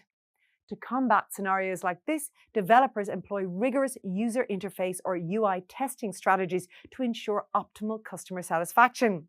UI testing is a complex area with many techniques and strategies used by developers. The strategies you will use will often be determined by business priority, customer requirements, and project timelines. In this video, you will learn about some UI testing strategies in specific cross-device testing. You will also discover practical examples of how to do cross-device testing in the browser. There are many UI testing strategies and an even wider range of tools available to implement them. The most common strategies used during development are automated user acceptance testing, cross-device testing, and visual regression testing.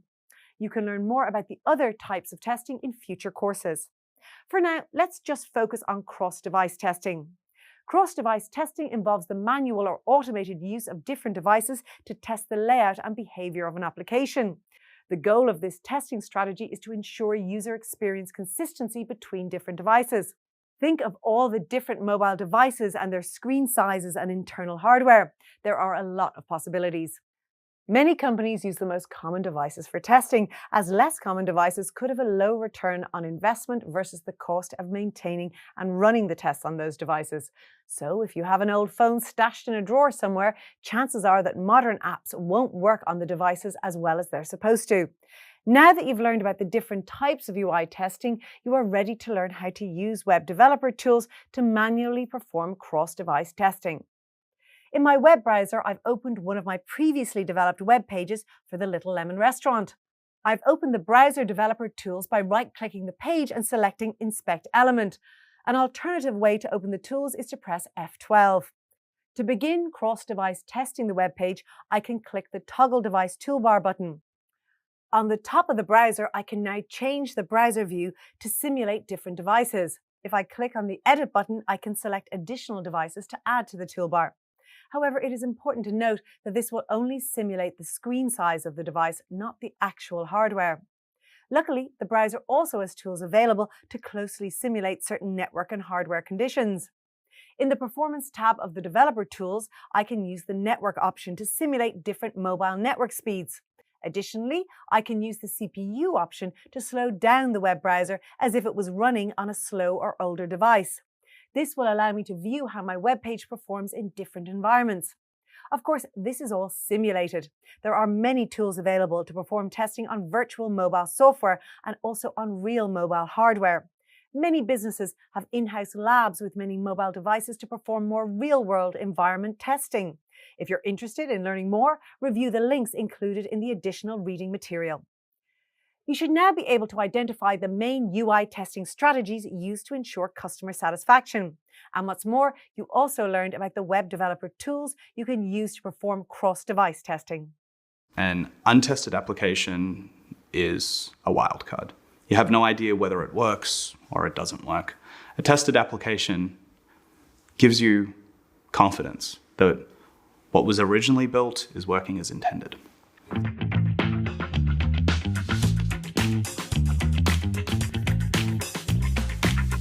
Hi, I am Benedict Hobart. I am a front-end engineer at Meta.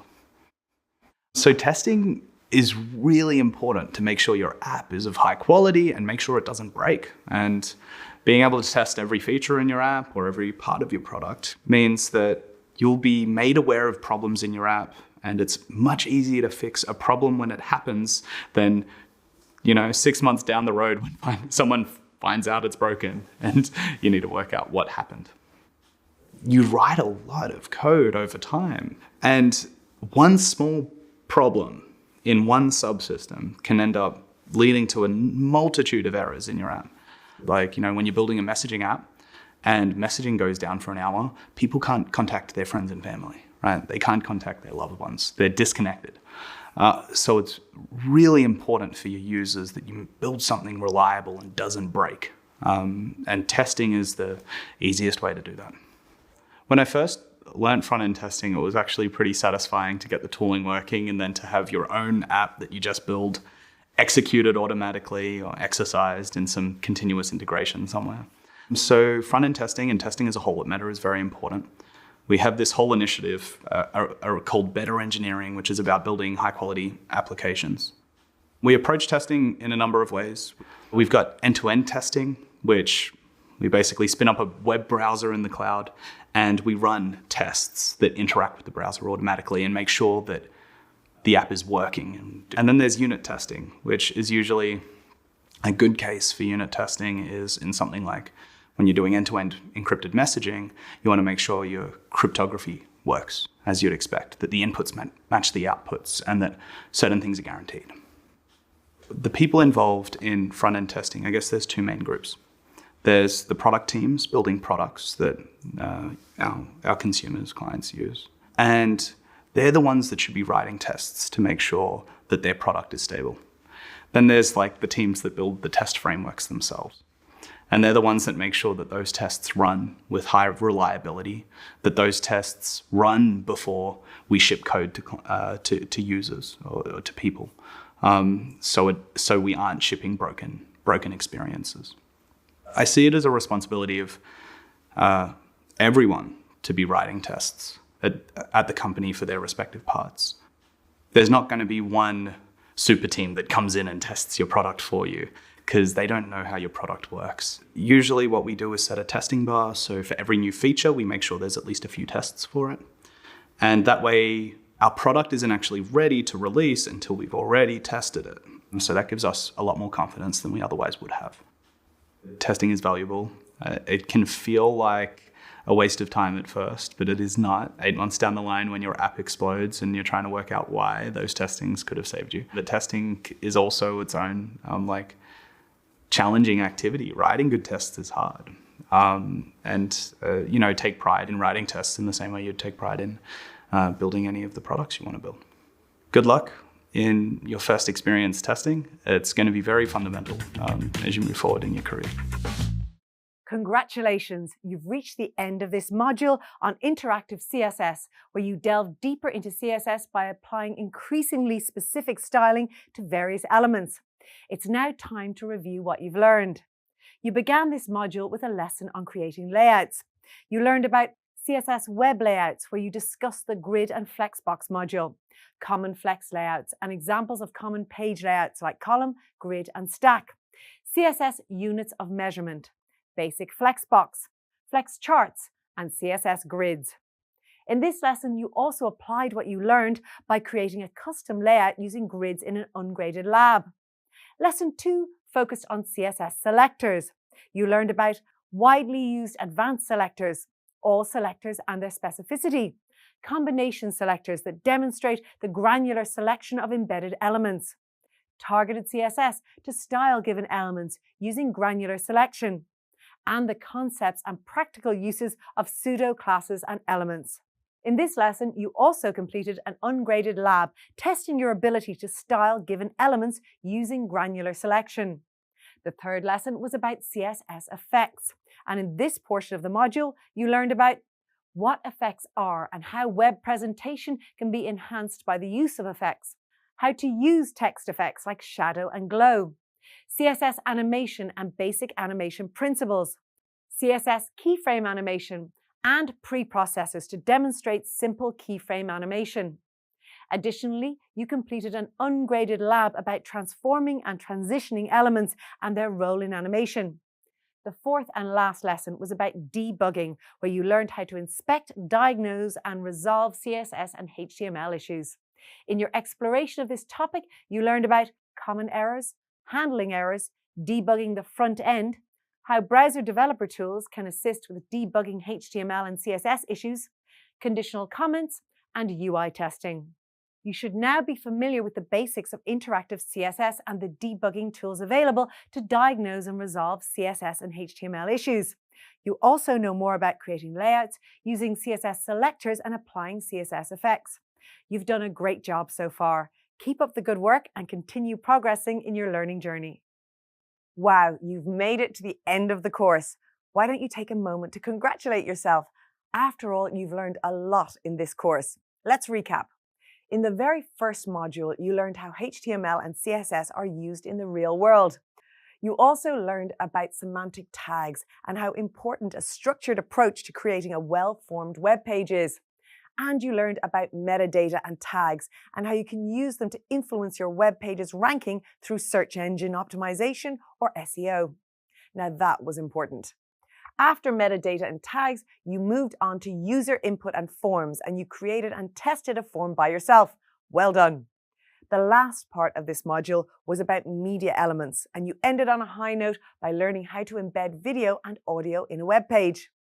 After media elements, you took a deep dive into CSS layouts, grids, and flexboxes in the next module. Layouts are fundamental to designing a good web page because they divide a page into different sections, thereby making the viewport more presentable. I'm sure you learned a lot in this section about how to make sure that your user is always presented with a good viewport.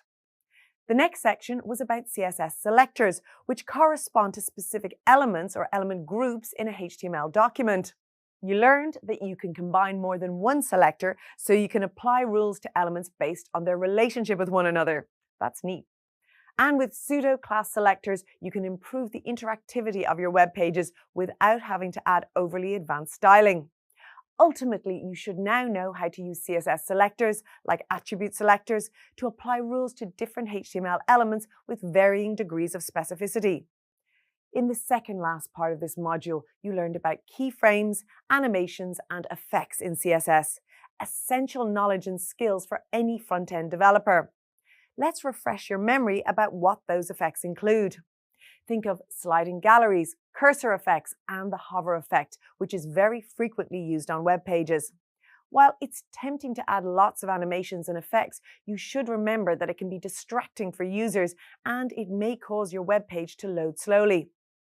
The last part of the second module was all about how to use browser developer tools to assist with debugging HTML and CSS issues. Developers make mistakes all the time and they're a normal part of the process. So don't feel bad when you make a mistake. That's what debugging is for, to figure out where something went wrong and how you can fix it.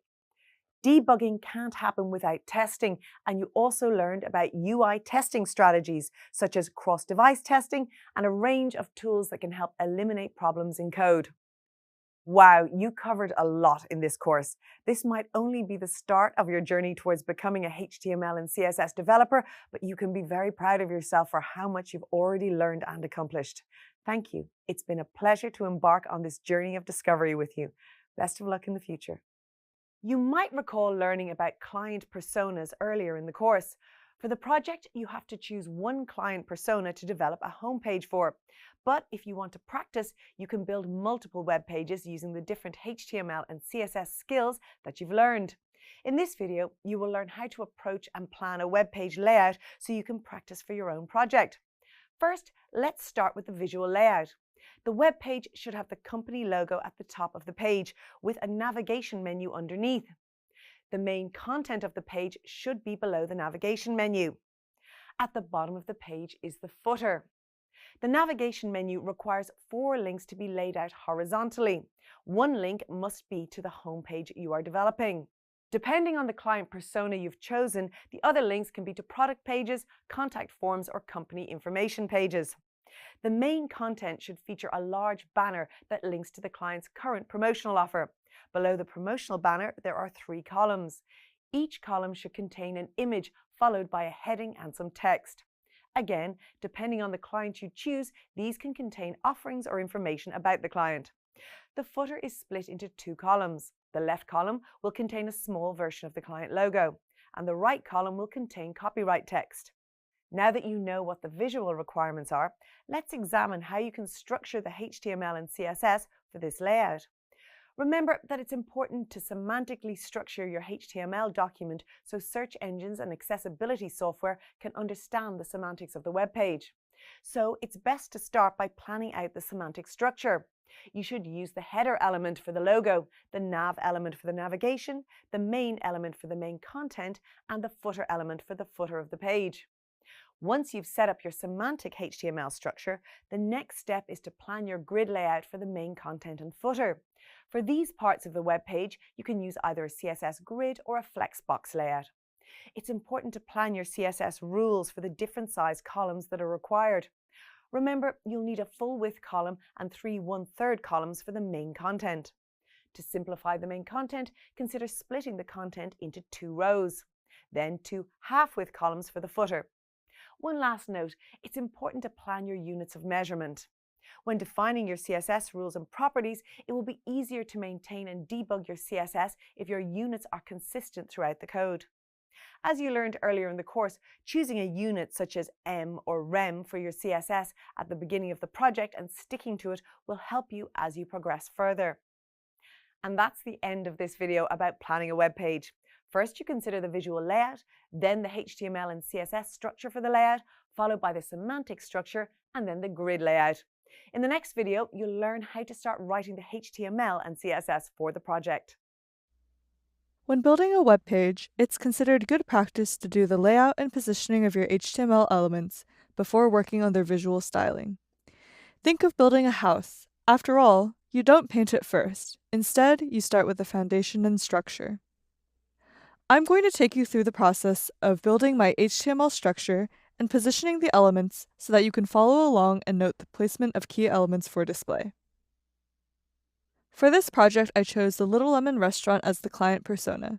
I've opened Visual Studio Code and I've created my index.html file with the Semantic HTML document structure based on the barebones layout from week 1.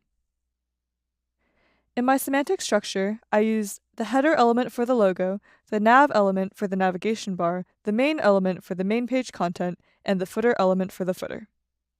The navigation bar uses an unordered list for the navigation links. In the main element, I set up 2 section elements, one for each row of the content. Each row is its own element, so I can use a flexbox layout to split the content into the required number of columns. I use the article element to represent each column. This is because the content of each column will be self-contained and not related to the other columns. I use a similar approach for splitting the footer into 2 columns, except instead of using the article element for columns, I use a div element. This is because, semantically, the footer content should be considered as a whole, and additionally, it isn't important content for search engines and accessibility software. Since I want to split the footer visually into 2 columns, I use the div element to allow for the flexbox layout. I save the file and open the web page in the web browser.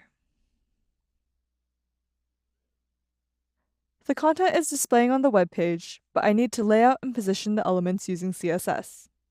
I go back to Visual Studio Code and open styles.css in the CSS folder on the left. I already set up some rules for the body and heading elements. I decided to use REM as the unit of measurement for this project, so the font sizes, margins, and padding properties of my CSS rules will all be REM values. The only exception to this rule is the body element, where the left and right margins are set to 5% of the window size. Let's start by adding a rule to center the logo. I use an element selector to select the image element that is a descendant of the header element. I then apply 3 CSS properties to the CSS rule. First, I set the display property to block, so that the element changes from an inline element to a block level element. Then, I set the margin left and margin right properties to auto. These 3 properties together will center the logo inside of the header element. Next, I need to lay out the navigation menu horizontally. To do this, I add an element selector to select the unordered list element that is a descendant of the nav element. I then apply 2 CSS properties to the CSS rule. First, I set the list style property to none to remove the bullet point at the beginning of each element. Then I set the text align property to center the inline elements. Next, I add another CSS rule. This time, the selector will select the list item element that is a descendant of the nav element. I then apply the display property and set its value to inline block. I save the file and open the web page in the web browser. So far, so good. Both the logo and the navigation bar are centered. Next, I need to set up the flexbox layout. I add another CSS rule using the element selector to select the section element. I then add the display property and set its value to flex. Next, I add the CSS rule using the element selector to select the article element. I then set the flex property to 1. I save the file and open the web page in the web browser.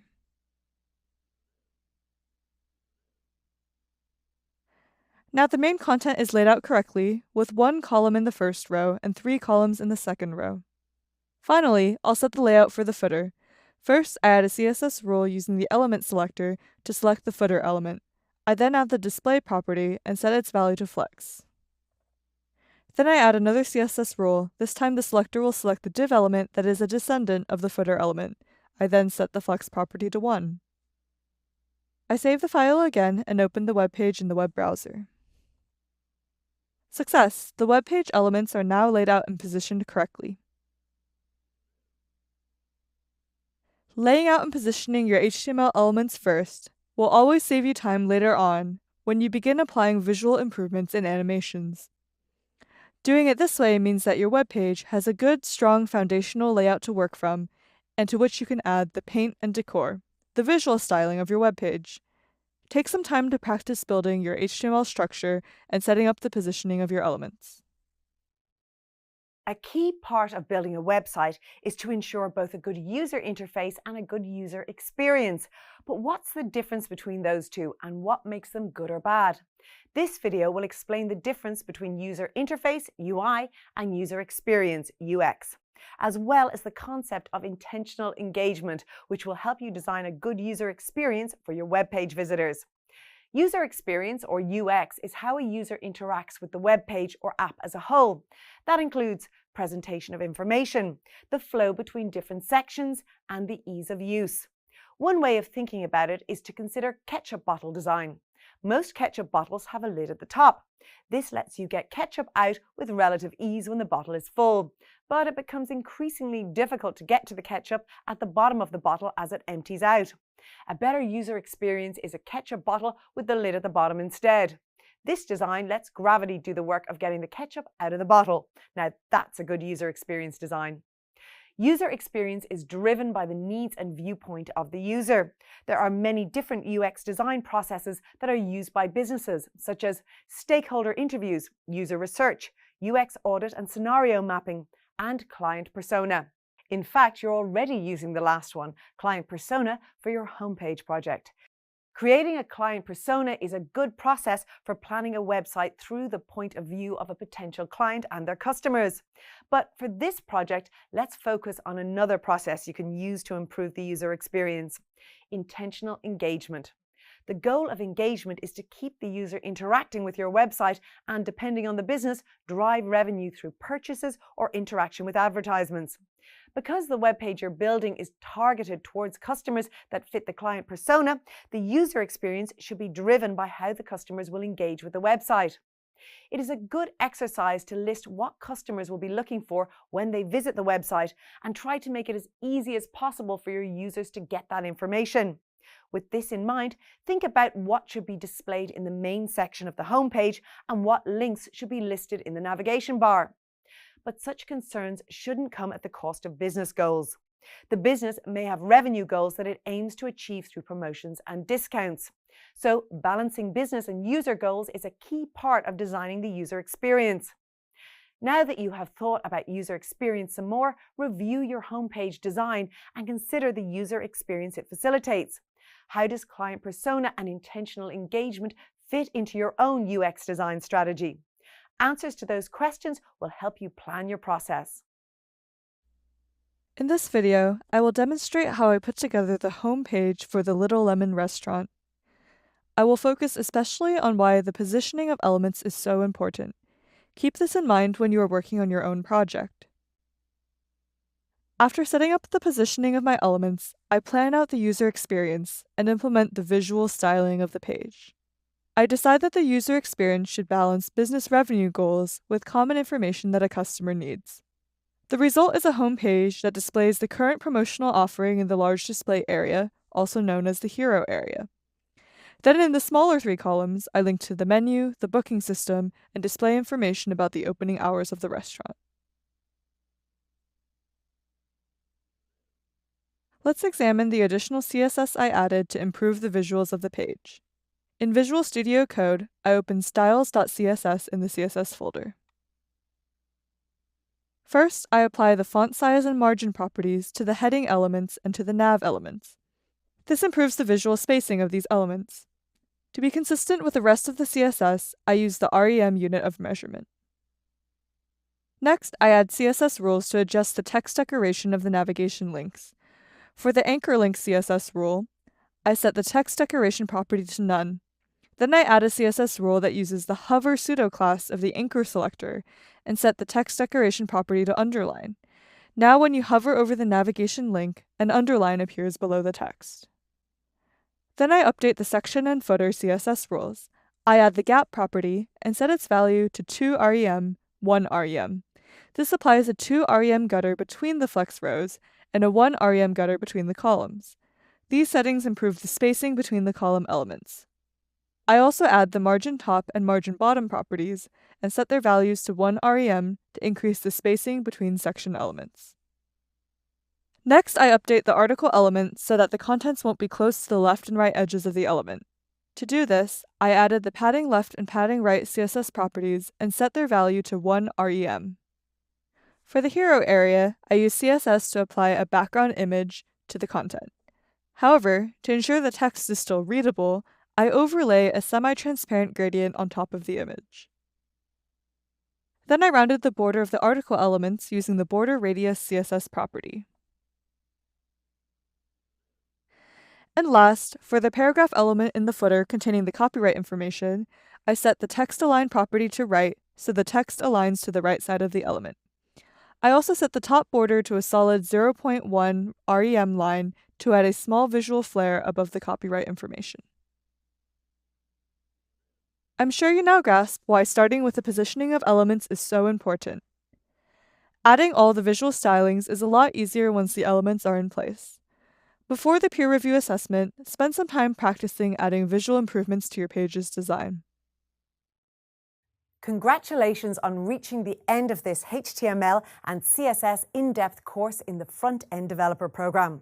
You've worked hard to get here, learned a lot and developed a lot of new skills during the course. You are able to demonstrate some of this learning and your practical HTML and CSS development skill set by creating a video and audio player that can rate media and a homepage for a client persona. In addition to these, following your completion of this course in HTML and CSS development, you should now be able to use common semantic and meta tags, as well as web page layouts and components using HTML. Create forms with client-side validation using HTML. Create layouts, charts, effects, and animations using CSS. And perform basic front-end testing, debugging, and error handling. So, what are the next steps? Well, this is the 4th course in the Front-End Developer Program, and you have gained a valuable understanding of important concepts and practical skills. You probably realize that there's still more for you to learn.